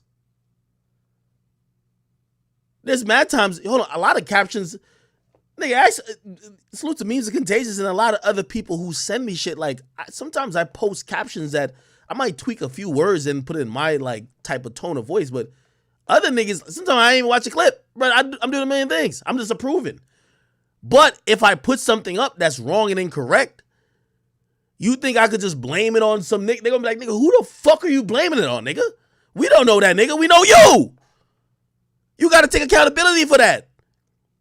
So do you think I could then sit and when somebody say, yo, bro, you know that's false, you just posted up. Oh, let me go ask the person who sent it in to me and let me like try to see if they're cool with. No. Let me do my own looking at it. Let me talk to you. Let me look at the content real quick and I'm going to make the decision. Because this brand is about me. This brand I'm the face of. I'm the CEO, just like Adam. Yo, I know y'all want me to get on this this Kanye shit. It's like 2 more minutes and then we're gonna get on into it. You're not as stupid. It's okay to just say, you're not as stupid as you play, yo. Generating money, so this is you're not as stupid as you play. Instagram post generating money. Time out. Hold on. You said earlier that you guys are friendly. Right. You have a relationship. So if I'm calling Adam, that's my man, and I'm saying, yo, this is disgusting. Before I even would have replied to you, I'd have said, why? Why do you think that? I'm lost. Why do you think that?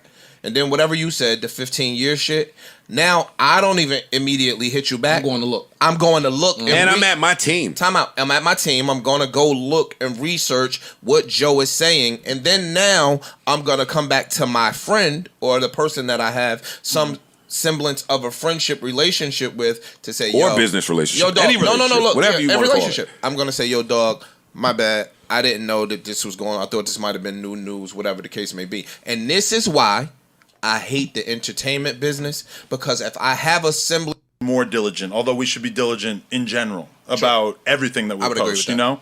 At this time, it felt to them like this was a big story that was unfolding. In retrospect, it was a total dud that was basically a rehash of some shit that had been done before. I wish it played out differently. I wish I had handled it differently. I mean, I definitely acknowledge that didn't work out. That's a good answer. That's different than the way I feel about the Kevin Samuels thing, where I don't think I did. Okay, and by the way, just to be fair in this debate, I think Adam did amazing on this interview. I think I think he won. I'm gonna give him 4-2, or maybe 3-1 or 4-1. Not 4-2. This is one of the points I give to Joe. The majority of the media stuff that Adam was kicking, I think he was right on.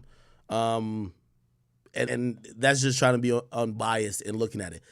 Overall, to wrap this up and put a nice bow on it, I think Joe is right that media should have a humanity section, a humanity side to it, especially when it comes to culture, especially when, again, we're not just the news like Channel 7 News that's just reporting on, a mom got shot today, somebody got robbed today, and that's it.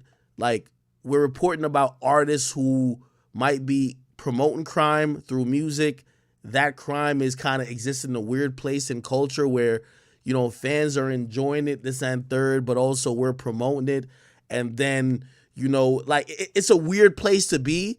It's not just dry reporting like the actual 7 o'clock news. So with that, you have to make human decisions. You can't just only move like a company. I agree with that when Joe is saying it. 100% agree with that. I also agree with Adam when he says that people are trying to look at people who do content like him or myself or Vlad or whoever the case is, and they're not being equal with how they judge the artist for the content that they're putting out, and also how other people are also talking about the content.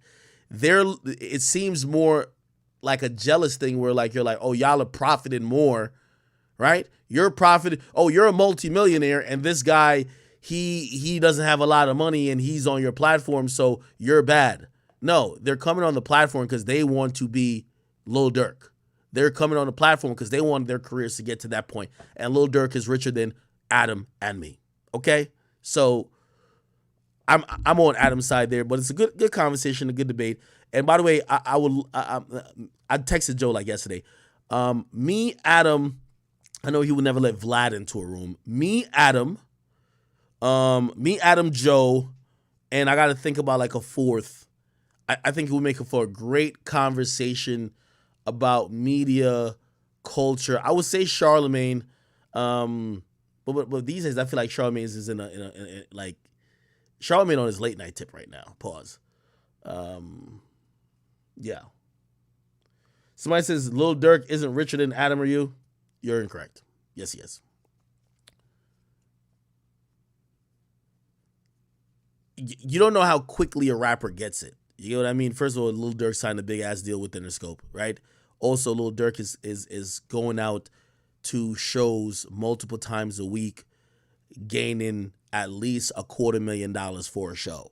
Do you get what I mean? Like, for me or Adam to make $250,000, we have to get our videos or other business ventures. That, like, these guys are getting it quicker. Now, I'm not gonna say over time it will pan out to be that, but I think in the last run that Lil Durk has had for the last 2 years, I think Durk has earned easily $15 million. In the last 2 years, if Durk ain't earned $15 million, he ain't doing nothing. You get what I mean? So a guy who's making money way more rapidly than me or Adam at this point, yeah, I think he's richer than us, right? However, say we go 40 years later, I hope to have a company that still lasts for 40 years from now, and I think Adam is definitely planning for that as well. Maybe in 40 years, or not, it probably won't be 40 years. Let's say 15 years, right? In 15 years, the conversation would probably be very different, right? Because media companies appreciate with time, and rappers' clout and earning potential after they hit their peak usually go down. So might change, but right now, like, Dirk is getting it, bro. Like, yeah, Dirk is one of the highest earning rappers. I'm gonna be honest with you. He does a lot of shows. He does pretty reasonably on streaming. Yeah, Dirk is getting it right now.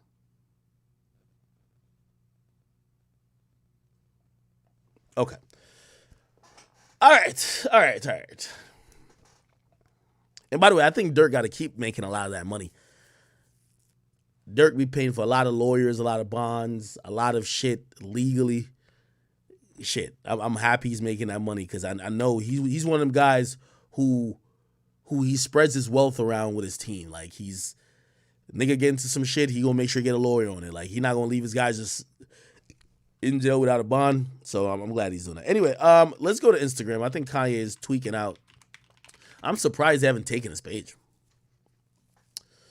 I'm very surprised they haven't taken his page. So Kanye West recently went on a war page or a war path.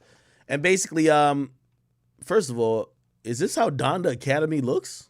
Obviously, I can't really criticize it too much. Number one, he says, praise God in the caption. So I can't really criticize God's work. But apparently there's uniforms. I like this. I ain't see no chairs, but I do like this. I'm going to keep it 100 with you. Some of the stuff like Kanye says when it comes to like structure. Let me tell you how I grew up. I grew up in Jamaica. I wore a uniform to school, elementary, or actually we call it primary school, and high school. High school stopped at 7. I came over middle of the 7th grade here. Yeah. I think uniforms are good to establish discipline with kids. I remember coming to the United States, I had not only culture shock, but watching how kids behaved in public schools. You could tell that their mom can't control them at home. Why would they listen to a teacher at school? And I started to realize as I got older the importance of why there was school uniforms where I came from in Jamaica. It was kind of establishing discipline. So I'm thinking this is a uniform. They got the Yeezy. These are not the slides. These are, I don't know what the Yeezys these are, but they got the shoes, some pants, some clothes. By the way, I also think this is important for kids. Clothing becomes a huge part of like school atmosphere in terms of bullying. People bullying kids about not having the latest, not having the greatest, not having swag, not having this. Uniforms take that out of the equation. So I do like that. I don't know necessarily what's being taught here because I don't think Kanye believes in a traditional curriculum, but I'm hoping and I'm praying and I'm rooting for him. And I'm glad that he's trying something different. A lot of people have charter schools and stuff like this. Why would I hate on he calls his students the doves. Why would I hate on the Donda school? So I think this is good. I think this looks good. Kids learning, especially seemingly mostly black and brown kids. There's some white kids here too, which I think it should be all inclusive. So I think this is a good thing. So he put this out recently. And I think his whole plight been like, he's trying to get his daughter to go to his school, right? Which makes sense. If you have a school, why wouldn't you, if you want other people's kids to go to your school, why wouldn't you want your own kids to go to your school? Now, let's be very clear. I think the goal of the Kardashians is just that everything is convenient and everything is Hollywood. I don't think they're anti what Kanye wants, but I think that whatever Kanye wants isn't convenient to the family.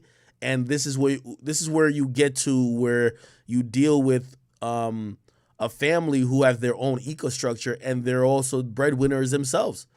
You know what I mean? Like, yeah, you're rich and you're a billionaire, Kanye, so you want them to go to your school wherever. But no, all of the kids, Northwest, and I could imagine whatever Travis Scott kid's name is. What's Travis Scott kid's name? Whatever. Well, the first one. They got 2, right? I don't know. Anyway, all the Kardashian kids probably go to Sierra Canyon, right? That's like one of the popular schools. Yeah, so they're not gonna be like, oh, Kanye kids gets to go to his school. Like, it's all about being inclusive. So I kind of understand, like, even Kim's side in the sense to be like, yo, bro, none of the other kids in the family. There's a lot of kids in the Kardashian families right now. Like, right now, there's a kid moment.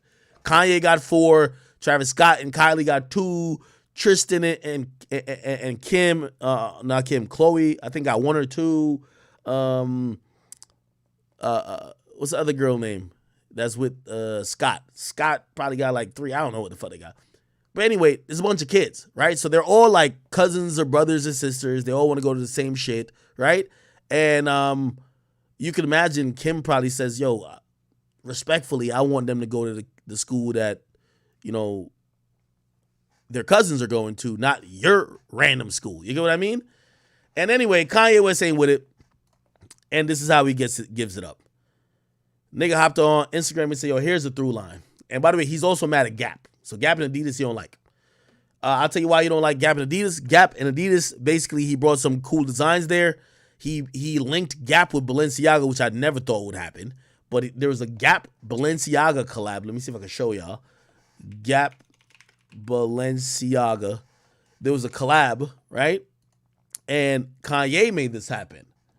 So it was a Yeezy Gap engineered by Balenciaga, right? So to see something that was super affordable be engineered by like a high fashion brand, that was like pretty new. And, you know, Kanye made all that happen. Here's the thing, though, with most of these corporations, you give them some swag, they take the swag and then they try to like mass produce it. So what they did was like they have mad replicas of the Kanye Balenciaga Gap collab, except Kanye and Balenciaga ain't a part of it. They're just saying this is some original Gap shit. Kanye seen that and be like, yo, y'all trying to steal the sauce. So this is where he came out and says, yo, here's a through line. Gap having meetings about me without me. That sounds like Dame Dash, right?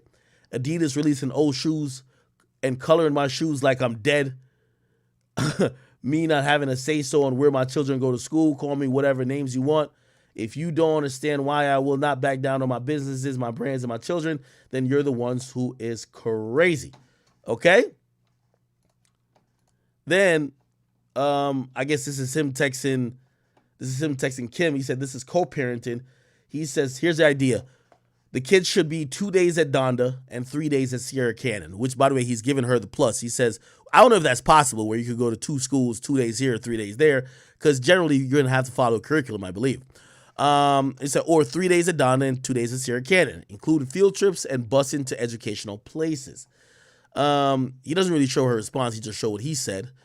By the way, it's important to look at some of these times right here. I always say, I remember when Meek Mill was going on mad rants about Drake and shit like that. Anything he used to do was always late night. Anytime you see people super late night, super early morning, it either meant they didn't sleep or they're up late off some drugs, okay? Now, I want to accuse Kanye of being on some drugs, but that's why I'm trying to keep the time in consideration. Today, 7:50. If that's the first thing on your mind at 7:50, come on, brother. All right, here we go again.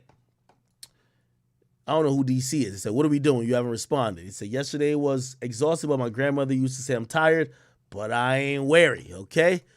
Is this DC? Okay, this is DC. Daniel Cherry. This is what his name is. Daniel Cherry the third moves from DC Comics to SVP, so the senior vice president of Gap. He says, hi, my name is DC. I was recently hired by the recently deceased Casper without Ye's knowledge to run the most culturally influential brand in the world.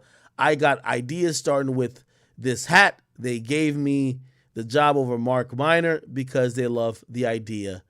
They love my hat idea. Damn, I miss Casper. Okay, so Kanye doesn't fuck with this guy, clearly. He says black hats means black hats matter, BHM. Okay, Kanye on his ass. Bet. I'm guessing this is a guy who's opposing Kanye when it comes to like cultural ideas. So Kanye's calling him out. Kanye says, I know what y'all thinking. Ye will never be able to walk the streets of Philly again I love getting threatened in meetings. It's my new favorite thing. Thank you, Daniel, son. And don't try to tell me no one know. And don't try to tell me no one knows him in Philly, cause I'm what? Cause he told me everybody knows him in Philly, and I'm concerned about my well-being, especially I see a bunch of people running up wearing these hats. So essentially, it seems like he's saying he was in a meeting with this guy and this guy threatened him. That's what pretty much Kanye seems to be saying, right? Cool. Now he got him in this. Kanye got a Photoshop going on. I love Ye. I ain't gonna lie to you. I love Ye, bro. I would never, I love Ye. I ain't gonna lie. Fuck that. He says, hi, my name is DC. How cats were gonna die before I got these hats out. I know Mark and none of the design team will listen to me. So I guess that Mark Meyer, the guy who he said should have got this guy's job, is on the team. He's just not the head guy. But he don't fuck with this guy, period, clearly. Next thing, these are the Doves like clothing. I like these clothing. You know what I mean? I like it. I like it. Okay, this is like a picture and shit. Okay, this is fire. Low-key, Kanye be having... Oh, yeah, I can't see it. Low-key, Kanye be having some black excellence shit going on, man. Kanye be having some black excellence shit going on. I fuck with it. All right. I think this is another picture of the dude. Somebody said, this just happened. Yo, Kanye a little comedian, low-key. Then he just put up a comment. He says, get it, cap. All DC does is cap. Okay, it's a little joke. Then he put up an hour ago, he says, fuck a VC, now what? VC usually is venture capitalist. And he didn't have a caption to that. Okay, cool. Let's keep it going. Venture capitalists whose only adventure is capitalism can create, so they try to outcount the creatives, die slow. He's basically saying that people who are business people are trying to fuck with the creatives by just outbidding them and all that type of shit. We still don't really know what he's talking about. I keep reading. Say if a good like DC can try me, then my reputation isn't bad enough. Basically, if a good nigga like DC can try me, my reputation isn't bad enough. Telling Uzi right in front of me that back in the days he would have taken it to the hands, then emotionally blackmail me to get on the phone with his daughter, then start lying to his own child. You ain't finna take it to the hands. You ain't finna take it to the hands. I got New York Times cover ready for when you get fired. Damn, he saying this nigga threatened to beat his ass? Okay. So I guess this guy threatened to beat Kanye's ass. And he says, I guarantee you'll have to relocate before I'm legally finished with you.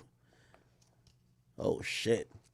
Then he says, I'm Irvin Azov 2.0, and it's that time of year again. It's wartime. Then he posts Kid Cudi and the guy. Oh, shit. Can somebody please throw an Adidas original logo on the picture before the stock drops? All you guys really got short-term memories. I have the worst reputation possible, so none of y'all ever try anything ever again. Gap, you next. I need to put my Instagram at AMC. God damn. Seems like he's ready to blow up Gap and Adidas. And I'm going to keep it 100 with you, even though, remember when they first battled, Kanye and 50 Cent? A lot of what Kanye does reminds me of what 50 does with Stars now. When he's like, yo, I'm taking my show off, fuck Stars, fuck this, fuck that. And then later on, they come to a better deal. You know what I mean? Like, I think Kanye's going to work it out with Gap and also Adidas. I think they know he's a great creative. But I think Kanye's one of them power-hungry niggas. He wants to have people, but everybody just listen to him and rock under his program. And from what I hear, Kanye doesn't operate normally. Like, Kanye doesn't like meetings. Kanye does what the fuck he wants to do. And if you try to, establish some type of order or control, you're in his way. Which, again, just how billion-dollar companies work. That's, they believe in Ye, but they're probably thinking like, brother, chill out, dog, right? However, Kanye is pushing the line again, and I'm pretty sure when he pushes the line, Gap and Adidas will see how valuable he is, and they're going to cave a little bit. Maybe not all the way. They'll come to some type of agreement. I don't know exactly what it is because he's not being all the way direct. Clearly, he doesn't want this guy calling the shots, and whether this guy gets fired, relocated, or this guy just shuts the fuck up and let Ye do him, Kanye wants that. And he'll always keep his foot on Kid Cudi's neck just because Kid Cudi fuck with him. Yeah. Interestingly enough, I remember when Dame Dash said this, but Kanye is Dame Dash and Jay. And what I mean by that, he's Jay when it comes to talent. Super talented, super creative. His creativity and his talent makes him irreplaceable, makes him invaluable. But then he's Dame because he's not going to just play ball just to be in the buildings. He's going to fucking shake shit up. And because he got way more leverage than Dame, Dame was shaking shit up when niggas was thinking we don't need him. As soon as Jay departs from him, we're going to get rid of him. And that's why he's in the position he's at now. Kanye knows, well, I'm both of them in one, so you can't get rid of the talent. You can't get rid of the businessman while keeping the talent. Both are me. So I think that's why he's just acting a fool. He doing whatever the fuck he want to do. And again, when you have this leverage, I would always say this.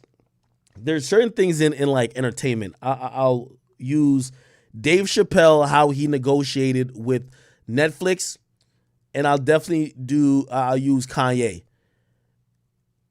I would never advise anyone in business to operate like these men. These guys are one-of-one goats. You only can operate like Kanye West when you're the greatest living artist, period. And when I mean period, nigga.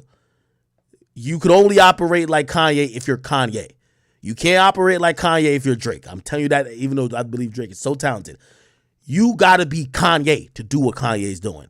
Just like you won't get Netflix to take off the Chappelle Show until, you know what I mean, you get your shit right with Comedy Central because they fuck with you that much, because they know they need you and they know you're going to make them $500 million in the deals they're going to do in the comedy special. So they know you're valuable. You're so valuable to the bottom line. If you're not Dave Chappelle, they won't do it if you're Kevin Hart. You got to be Dave fucking Chappelle.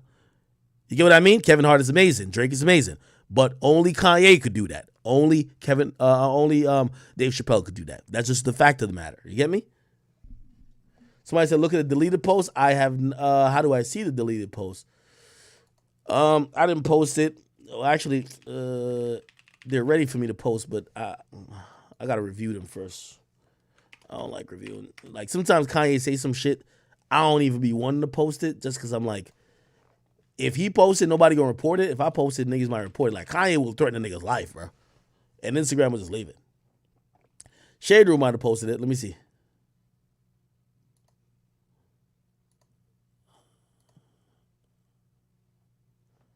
Where's the deleted post? Come on.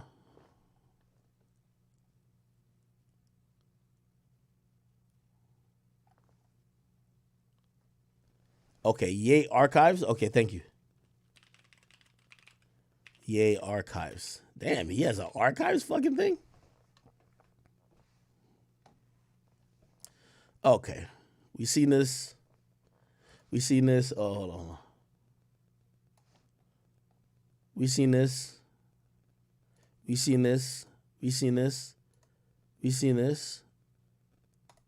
Yeah, we seen everything. What did he delete?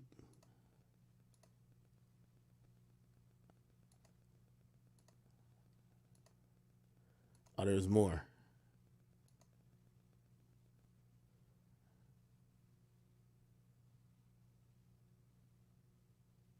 The caption was, These my brothers I only ever seen stand up to Chris.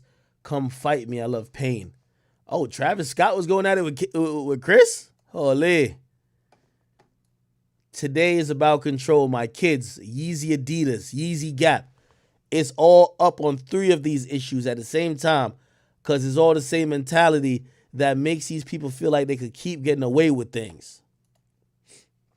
Ask Pete. Oh, my God. That nigga on Skeet's ass, man. I like Ye for that, man. Keep your foot on that nigga neck, man. Ask Skeet how my tattoos doing. Ask Skeet how those tattoos on my kids doing in the trauma unit. Oh, shit. I was driven crazy before. I'm not going crazy no more. It's up to Calabasas or Hulu where my kids go to school. I'm not the crazy one here. It's up. I won't stop until I have a say-so with my kids, no matter what it legally takes. By the way, I don't know if somebody instructed him, but he keeps using the word legally. Somebody said, I'm the kid's father. Somebody says, or not, well, Ye says, obviously. Anybody that says I'm spiraling when I'm expressing the undeniable truths is a sheep. Shut the fuck up and worry about your own kids. I obviously am dealing with wars at the highest level of control and discrimination based on the level I'm operating at. A conductor got to turn their back on the audience to direct the orchestra. Oh yeah, crazy. Is basic as fuck at this point. I'm simply right. I know girls who sell pussy that don't agree with how my daughters are displayed. Basically, he's trying to say, yo, I know bitches on OnlyFans and I'm fucking that even they don't want, they don't think my daughter should be going through that.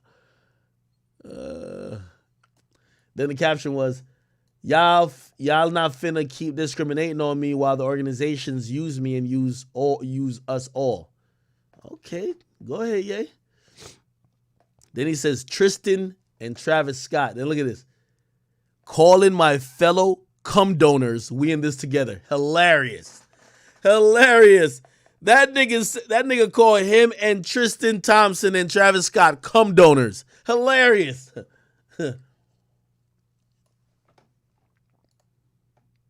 Look, and I guess the swipe was this. Cum donors, become a sperm donor today, earn up to $1,500. Hilarious. All right, okay. Was there anything else?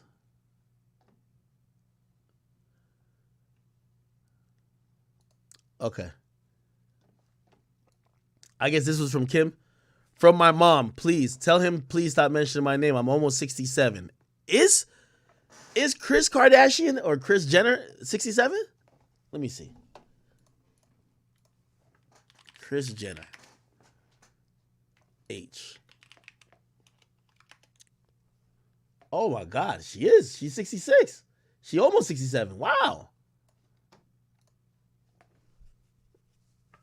I'm almost 67 years old. I don't always feel great, and this stresses me to no end. Yo, Ye don't give a fuck. Y'all don't have so over my black children, and where they go to school, they will not do Playboy and sex tapes. Tell your Clinton friends to come get me. I'm here. Yo, Kanye on some shit, man. Sierra Cannon, Gap, and Adidas. It's up. He beefing with a school that he don't want his kids to go to. The niggas say, yo, it's up. Hillary and Mark, are you blocking me? You talking about Mark Zuckerberg and Hillary Clinton? This is Monica. I don't know if this is Monica the singer, but it says, thank you. I want to stop OnlyFans and do fashion consulting full time. That gotta be one of the chicks he fucking. I don't know. Who the hell is this? Who the heck is this? I don't know what this is. All right. Somebody said, can you please stop? He said, no, we need to talk in person. You don't have a say-so of where the kids go to school. Why you get say because you half white? Who the fuck is he talking to? Somebody said, isn't she full white? Who they talking to? Oh, is that to Kim? That nigga don't give a fuck. My kids going to Donda. They're not going to Sierra Cannon. Charlemagne! Why you got beef with Charlemagne? And Chris, get your motherfucking popcorn. God damn. Then he says, hi, Hillary. Hi, Mark. You going to take me off Instagram?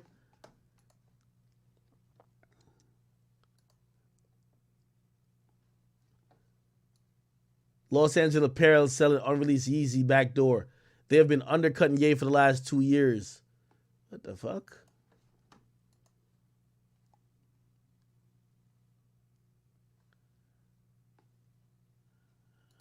What is this? Okay. They teach black kids Kwanzaa at Sierra Canyon. What the fuck is Kwanzaa? And who made that bullshit? Everyone lives in LA for the check anyway, so no one really cares about their children being indoctrinated. Hilarious. Yo, I gotta see how these shades look. Because I hear these shades are popping. But the only thing about the shades is like right here it look like kind of like wrinkled or crushed. That's the one that you could like fold up. I don't know, bro. Ye's just a legend, bro. He texted the DC nigga, he says, I was being nice. Yo. This was what he was talking about with copying. He was like, how to create an angry Ye. This is the Yeezy slide that's really popular. And this is a Yeezy Gap engineered by Balenciaga tee. Then Adidas, they took the Yeezy slide and made the Adidas slide. Same design. It said, if you're Adidas or Gap, take objects made in collaboration with Ye, respectively the slide and the Yeezy Gap engineered by Balenciaga tee, and make something similar. That's it. You now have an angry Ye. Makes sense. Like if y'all trying to steal his, Kanye was coming with some designs that niggas used to call ugly, but then niggas realized Kanye does make the most comfortable sneakers or comfortable shoes on planet Earth. I don't know if it's him. I don't know if he got engineers, but them shits be comfortable but ugly. Who gives a fuck? Because once you put your foot in it, it's like walking on clouds. Now, after Kanye ushers in the style, then the companies he worked for or the companies he got a partnership with just steals it and just tries to make their own version. It's like, come on, man. It's like Walmart version of like Cheerios. Like, imagine if Cheerios actually had a partnership with Walmart. All right.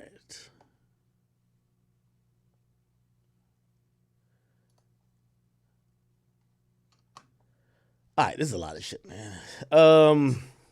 Let me just look real quick because shit, we getting close to 4 hours. I ain't even think I was finna be on here this long, boy. Let me see what else is going on. Let me see. Anything else I gotta be commenting on? Drake shooting a music video with Popcorn and Lil Yachty. I hear this might be some shit that he got going on with Popcorn. Salute to Popcorn, of course, definitely Drake as well. They're in Turks. Everybody was out there. J. Cole was out there, and I think, and that nigga named Kevin Durant. Let me see. What else?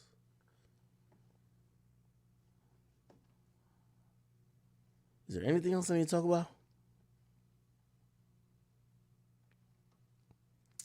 Might be good.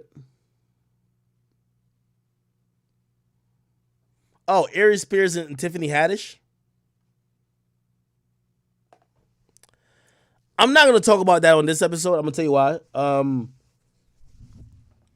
Listen, sometimes I can see media agendas like so far away. And I feel like I'm not talking about it, but I am talking about it. So Aries Spears came out and he criticized Lizzo. He called her fat. He said, yo, she's unhealthy. She's closer to diabetes and high cholesterol. And that should be considered when everybody keeps gassing her and talking about slay, queen, slay, love your curves, this and third. And everybody basically came out to say, yo, you're a hater. And by the way, it did come off like hate because he wasn't asked about her health or her size. He was asked about her music. And he said, I can't enjoy her music because she looks like a shit emojis, okay? After, and by the way, I watched another interview because he did an interview with Vlad. And he said, well, it was kind of comedy that he was trying to make. But he does believe that some of the highlighting of body positivity also neglects the fact that being Lizzo's size isn't the best for health. And he even used himself to kind of like, juxtapose to that when he says, yo, he's battling type 2 diabetes and other things as well for his size. And, that was a very, honest thing of him to say. So he was saying that, well, if you keep encouraging women to say, oh, this is really a great way to look, you're ignoring the actual health issues it comes with, and there is a problem when you over celebrate it. Now, like having people having confidence in how they look is good, but celebrating it like this is healthy, that's a problem. And I think that was a decent explanation of it. Anyway, this is why sometimes people stay away from certain protected issues or people or even like, topics. Body shaming is just not, well, unless you're a guy. Like, people call me fat all day. Nobody cares. But if you call Lizzo fat, like, now you're kind of messing with the woke establishment goal and agenda to to push this type of mantra and agenda onto people. And just ironically, like, I've never heard a story about Aries Spears, and like no disrespect to him, he's just not that relevant to pop culture. But it randomly comes out that him and Tiffany Haddish were recruiting kids into doing, like, I'll look up the article. Aries Spears, Tiffany Haddish. That a civil lawsuit came out, which, by the way, none of this is criminal, right? Which means that it's not like the police locked them up, but somebody was going to sue them. I don't even think this was filed in court. This is back to one of them Joe Budden things. This is unfiled civil documents that's coming out to paint these two, and obviously now Tiffany Haddish is probably tight that she's lumped in the shit with Aries Spears, right? Because she was just doing her own thing, and clearly it looks like they're trying to get this nigga, and the story happens to be both of them, which means they get him, but she's collateral damage. And it comes out to say, like, two people who were minors, well, shit. Apparently the guy was born in 2007. How old would that make that person now? Shit, that looks like, if you're born in 2007, you're about like 14, ain't it? 14, 15? Yeah. The lawsuit alleges, right? And by the way, remember, this is a civil lawsuit. This isn't criminal charges. You got to, like, distinguish the difference on this. If these were crimes, I would imagine that the police would be involved in trying to press charges. We haven't seen charges on, I haven't heard about charges on this. This is apparently a lawsuit that I don't even think it was filed yet, but it was supposedly about to be filed, whatever the case. Anyway, clearly it was a hit piece. It alleges that Haddish and Spears groomed young plaintiffs. Now, let me tell you what groomed sounds like, and when I hear it. Grooming means, to me, you are having a relationship or trying to set up situations with a minor where you're not sexual with them yet, but you're trying to groom them in a mindset or a type of behavior that as soon as they become legal, so as soon as they become 18, you could legally deal with them in maybe a sexual manner. That's what I think grooming is. You might have a different definition, but that's what I think it is. So grooming is definitely an issue, right? Let me keep reading. The plaintiffs allege that they were introduced to Haddish and Spears through their mother, and the lawsuit describes Haddish as a longtime family friend. They say that both of them took advantage and stole the youth of a 7-year-old child and 14-year-old child. What? And stole the youth. Oh, okay.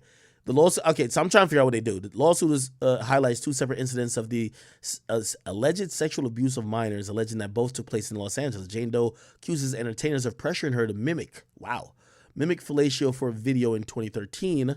By the way, also, I think this was, like, if you're wondering why Spears and Tiffany Haddish are linked together, they did something called Mad TV, and I think that was like a show.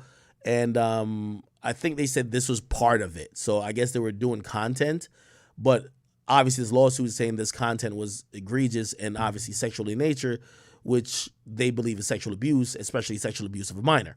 The lawsuit also contends that John Doe was coerced to appear in a sexually suggestive video in his underwear, and that the 2014 film featured both Haddish and Spears. The video is called Through a Pedophile's Eyes, found its way onto the comedy video website Funny or Die. I think Funny or Die, is that who owns Funny or Die? Funny or Die.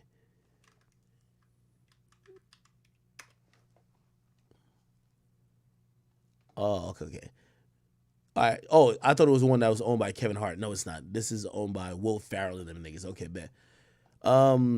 Cool. Funny or Die found the video. Absolutely disgusting. So Funny or Die put out a statement saying, "Oh, I know y'all see it on our site, but we ain't make it. We found the video absolutely disgusting. We never produced such content." A spokesperson for the company shared with NPR. "We were not involved in the conceptualization, development, funding, or production of this video. It was uploaded to the site as user-generated content and was removed in 2018 immediately after becoming aware of its existence." In a statement with NPR, blah, blah, blah, and Haddish attorney discarded the plaintiff claim against his client as bogus. They said the plaintiff's mother has been trying to discredit Haddish with these accusations for several years. Every attorney who was initially taken on her case, and there were several, ultimately dropped the matter once it became clear that these claims were meritless and Ms. Haddish would not be shaken down. Now, she has her adult daughter representing herself in this lawsuit. 2 of them were together, blah, blah, blah. Okay, whatever. All right, so it seems like this is an attempt to take down Tiffany Haddish, but Aries Spears was linked in it. It couldn't get no breath of, like, fresh air. But given the fact that Aries Spears became unliked because of his comments about Lizzo and he upset the woke community, they dropped this allegation on Tiffany Haddish that had Aries Spears as a fringe member to this accusation. And let me just say this. This is kind of how Hollywood works. The higher you get and the more you start achieving things, you get to realize that people, I don't want to say people are trying to take you down, but it's just like people start to use all type of angles to fucking get you. And what I'm saying is that this is why people don't really talk freely about things anymore, because Aries Spears, I don't think he was necessarily wildly egregious on talking about on fat shaming, especially in the comedic sense. However, he got people so upset that people thought at that moment we got to cancel him. And that's the thing. I know sometimes y'all ask me, be like, yo, well, what about your, like I've taken sometimes, remember I was supposed to drop a podcast about Meg Thee Stallion shit? I started seeing weird shit happen. I'm like, yo, bro, you're going to, like, I'm like, let me just chill out for a second, because you see things, like, they'll try to bring up some shit from birth. Like, yo, this happened at birth. Like, they'll try to take you down if they feel like you're upsetting the woke mob. And they feel like you're one of the people who are going against what the wokeness is preaching. The wokeness is preaching body positivity. You came out and you're super viral for basically fat shaming this chick. Now they're trying to look through their Rolodex of, do we have anything on this nigga to make this nigga look like a fucking creep, look like a weirdo, look like the worst person in the world? And they said, oh shit, we've been trying to get this shit about Tiffany Haddish and he's involved with it. Let's put it out with his face. Aries Spears would never be on the fucking, like, you know, the fucking cover of NPR. Like, people don't care that much about Aries Spears, but do they care about Aries Spears in connection with Tiffany Haddish when Aries Spears already just went at Lizzo? Clearly.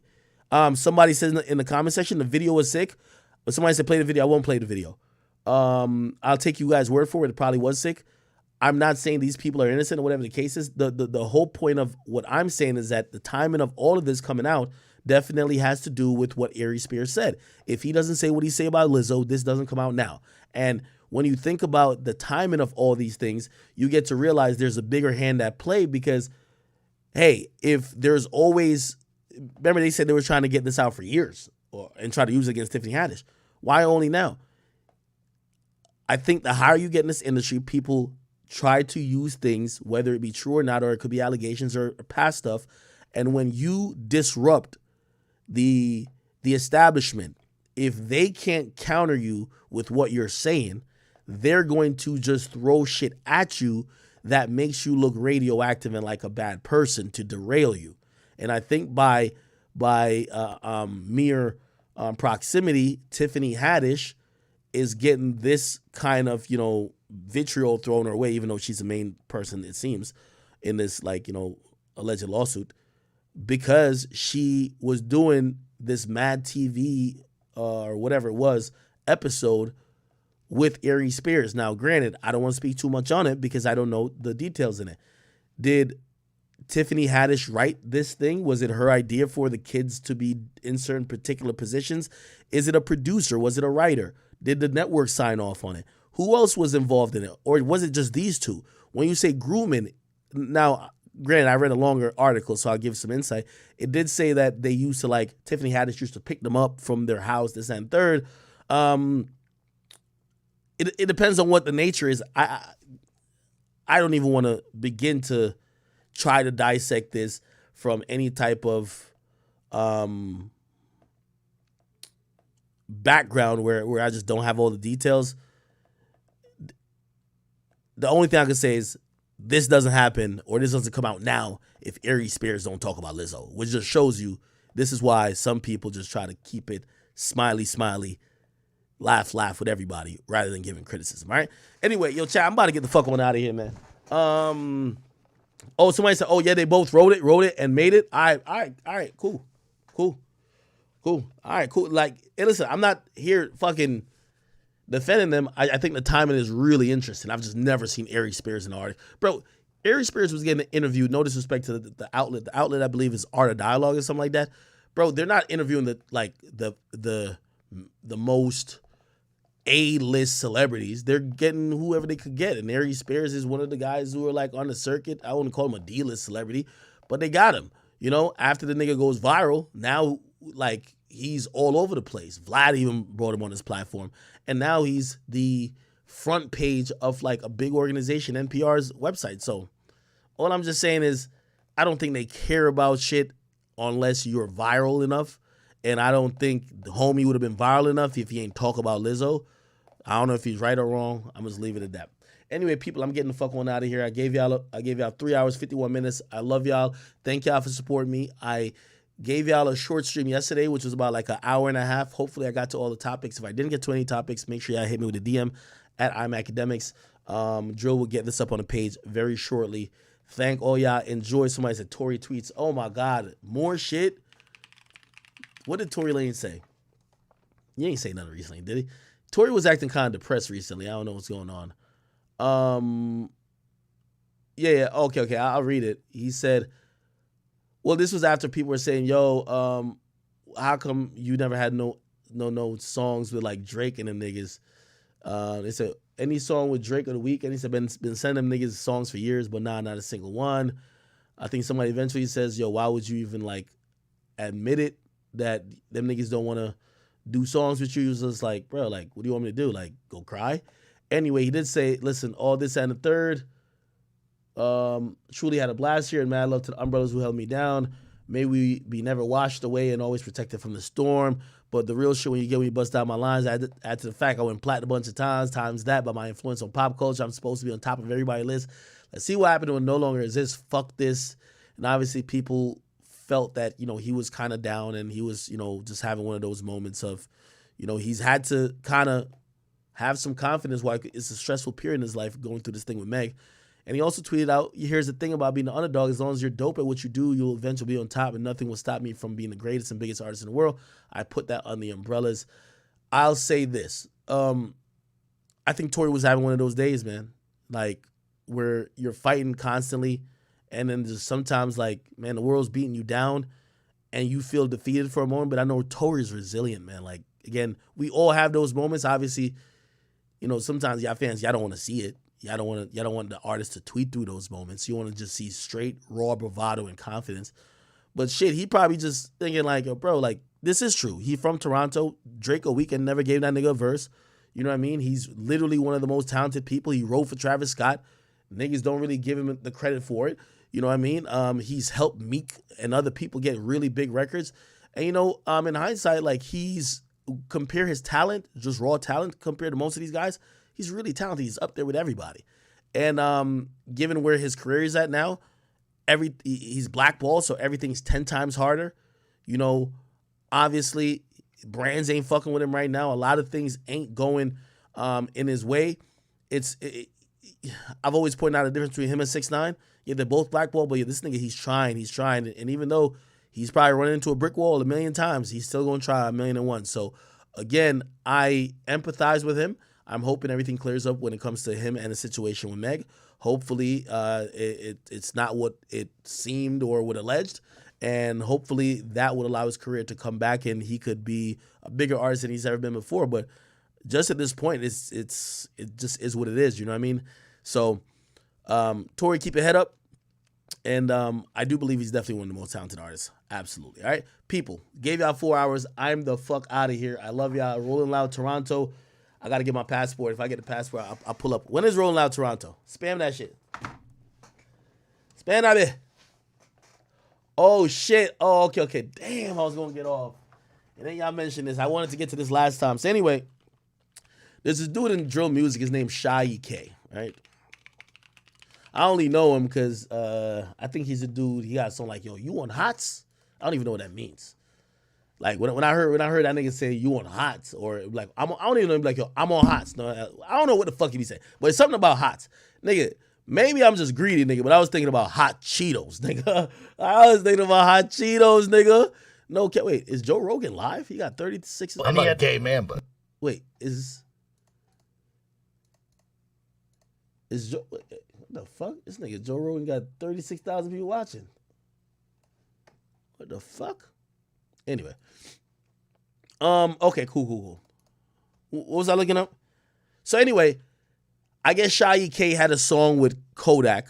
Kodak claims, bro, I didn't give you the song. I gave it to Dave East team back in the day. Back in the day, you know, Dave East is allegedly a Crip, right? Allegedly. Remember when, you know, the Crips was mad at Kodak because what he said about Lauren London right after the passing of Nipsey. I guess, you know, to kind of like, you know, try to mend some bridges, he did a verse that was for Dave East. Bet. Gives a verse to Dave East. Dave East ain't use it. Years later, there's a new rising rapper named Shy K. He either promoted it or his label promoted that he was dropping a song with Kodak. Now, I don't know the full politics because I don't think Shy K gets along with 22Gs. 22Gs obviously is Kodak's artist. Anyway, we had Kodak who put up this whole message, Kodak Black Shy K. He put up this whole message basically saying, nigga, I did not co-sign this nigga to have or to use my song. Let me see if I could figure it out. I didn't do a video on it because I don't think a lot of people know Shy K yet. At least my audience yet. He said, I never did a song with dude, and I don't know Buddy, no disrespect, but I did a verse for Dave East a few years ago. He ain't never used it, I guess because of that Lauren London shit. Now it's people trying to backtrack and get my verse to the Shy K nigga. I don't even know why he coming out of nowhere saying we got a song I don't know nothing about. Keep me out of these politics. That's how little pussy shit start.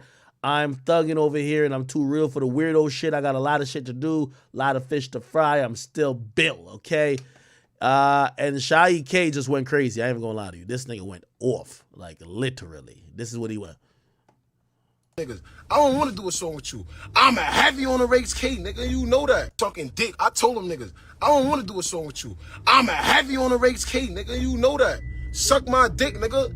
And you can't come to New York ever again. Now you ever. You're slimed out. It's over. Suck my dick, Kodak. Suck my dick. Fuck you took him on. You shot. Word of my dad. Niggas know my body. Can't come to New York. Fuck is you took him on, nigga. I never wanted to do it. Every time they told me, yo, do this shit, I said, no, I don't want to do it. I don't want to do it. Word of my dad, never wanted to do this. I never wanted to do that. You on my dick. I don't even know you. I never seen you. You know the vibe. Don't come to New York. You already know what happens to you when you come to New York. Yeah. Part two. Part two. You already know what happened to you when you come to New York. Stop it. Whoa. Okay, so I don't know if y'all ever heard the rumors. There was some rumors that Kodak came to New York back in the day, and apparently they knocked him out and took a watch or something like that. Never really got verified. I don't know who necessarily did it, but that was rumors. That's what he's saying, part two. I don't think it's these guys who did it, but that's been the rumors. I don't know if you ever heard the rumors, but if y'all never heard it, that's been the rumors that's been going on for a long time, okay? Yeah. Actually, that might be one of the reasons. That might be the whole thing.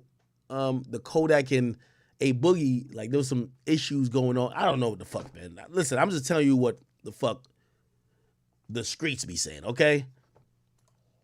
Oh, niggas be crazy. Niggas be on my dick. Why you on my dick off the wake up? Why you on my dick?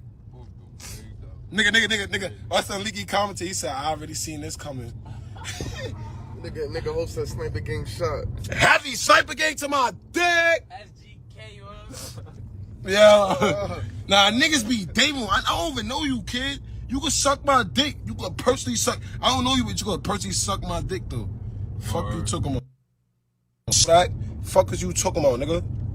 Niggas kept trying to make me squash shit with Tutu. Niggas know what's going on. He know what's going on, too. Fuck you took him on. Like, niggas know what's going on. Niggas be trying to make me do it. Funniest comment is, yo, Sha, turn on the AC in that car, nigga. I know it's hot in there. Oh, man. First with niggas, all types of shit. Niggas be killing me. Word of bro, niggas know what's going on. Heavy on that. Don't get knocked out again. What is he throwing up? He's throwing up something like this. What's that hand hieroglyph? What is this? Heavy on that. Heavy on that. Don't get knocked out again. Don't get put out. Stop it. Don't come to New York, boy. Don't come to New York. Your watch gonna get took again. Don't do that. Nigga gonna take your watch, and this time nigga gonna take your chain. Word of my mother, niggas call me competent. I said that. 22 G's call me competent, right? That's what I'm gonna say. Word of my dad. I'm not even gonna talk. Word of my mother. Nigga, he was throwing dirt on his own means for that. Nigga was throwing dirt on his own means to get a feature with me. Yeah, he was. And you know I'm the back door. Fuck you talking about, nigga. Suck my dick. Cyber Blicky to my dick. Y'all start loving my city. I love the bros. Everybody want to light it on y'all niggas. Y'all niggas can't come over here. Y'all niggas is stupid. Oh, nah, I need to cut. Suck my dick. Fuck is you talking about? Nah, niggas is having fun with this. Y'all niggas really laughing. Niggas is laughing about this one. Niggas is sucking. Nah, how you wake up and eat a nigga dick up like? Why you wake up sucking a young nigga dick? You sucking my dick? I don't even know you. I ain't gonna lie, man. New York niggas got way too much fascination with fellatio for men. Enough. I got it. Shy K. I think they call him Jiggy Man. I don't think that's a diss. I think that's a good thing, right? Salute to you, Shy K. Listen, you're one of the people they say is next up. Focus on your craft, brother. Like, you know what I mean? Listen, I hate when I'm talking about Bronx drill, especially. Like, a lot of y'all have gotten locked up or gotten into bad situations or died before y'all really got lit. I can't tell you who to beef with or who not to beef with, but just make sure you're keeping a level head on you. And also, I'm hoping you have some people around you that will prevent you from crashing out, okay? At the end of the day, no matter what you say, Kodak is a multi-platinum, multi-millionaire who has accomplished a lot of goals coming from a nigga who was just a dirty Broward nigga making no flocking. Hopefully you get to that point in your life. And again, my whole problem with Bronx drill, I feel like a lot of people are crashing out. And I ain't talking shit, do what you got to do, but, you know, make sure you realize that you have a potential career here. Don't throw that shit away, all right? Listen, that's me trying to be grown up, trying to give these niggas advice. Now, they probably like, this nigga act pussy. Like, fuck that. But it is what it is, right? Damn, y'all don't want me to get off stream or something? Nigga, we passed 4 hours. Kanye did put up some extra shit on Instagram. Who is this? This is Ardressen Horowitz. He didn't really show his face. It said the only VC I like, and Cyrus. Yo, Tom Brady's in the comment section. Yo, Tom Brady a demon. Yo, Tom Brady beefing with his bitch at home. I don't know if y'all know, like, but him and his girl beefing, nigga. Tom Brady don't give a fuck. Tom Brady told him niggas like, man, suck a dick, nigga. Like, me and my bitch beefing. I come to practice when I want to. You know what I mean? He looked at that fucking team like, nigga, I ain't no motherfucking Antonio Brown. I show up when I want to, nigga. 7 Super Bowl rings, nigga. Suck a dick. Me and my bitch beefing right now. I ain't time for practice, nigga. I ain't gonna lie. That nigga goated. That nigga say, yo, me and my bitch beefing right now. Fuck a practice, nigga. They asked him and say, yo, so what's going on? They said, bro, I'm 45, nigga. Like, I got real shit going on. Like, that nigga literally just said football ain't shit. Said, bro, I'm 45, nigga. I got shit going on in my life, man. I'm gonna make it a practice when I fucking want to make it a fucking practice, nigga. Apparently his girl is mad. He gonna handle that. It's Tom Brady, nigga. Apparently she want him to, like, retire. Tom Brady been on the road. I'm not saying he fucking other hoes and shit, but he been, like, living this lifestyle of being a football player. He don't want to just be at home with a beer gut just watching Sunday football of other niggas playing. He want to play. He's the fucking GOAT. Let that nigga live. What's her name? Giselle Bundchen or whatever? She better understand you with the fucking GOAT. Stop playing now. Stop playing. All right. Let me see. All right, cool. And then the other one, he was just like, says, this is what Ye says, no caption.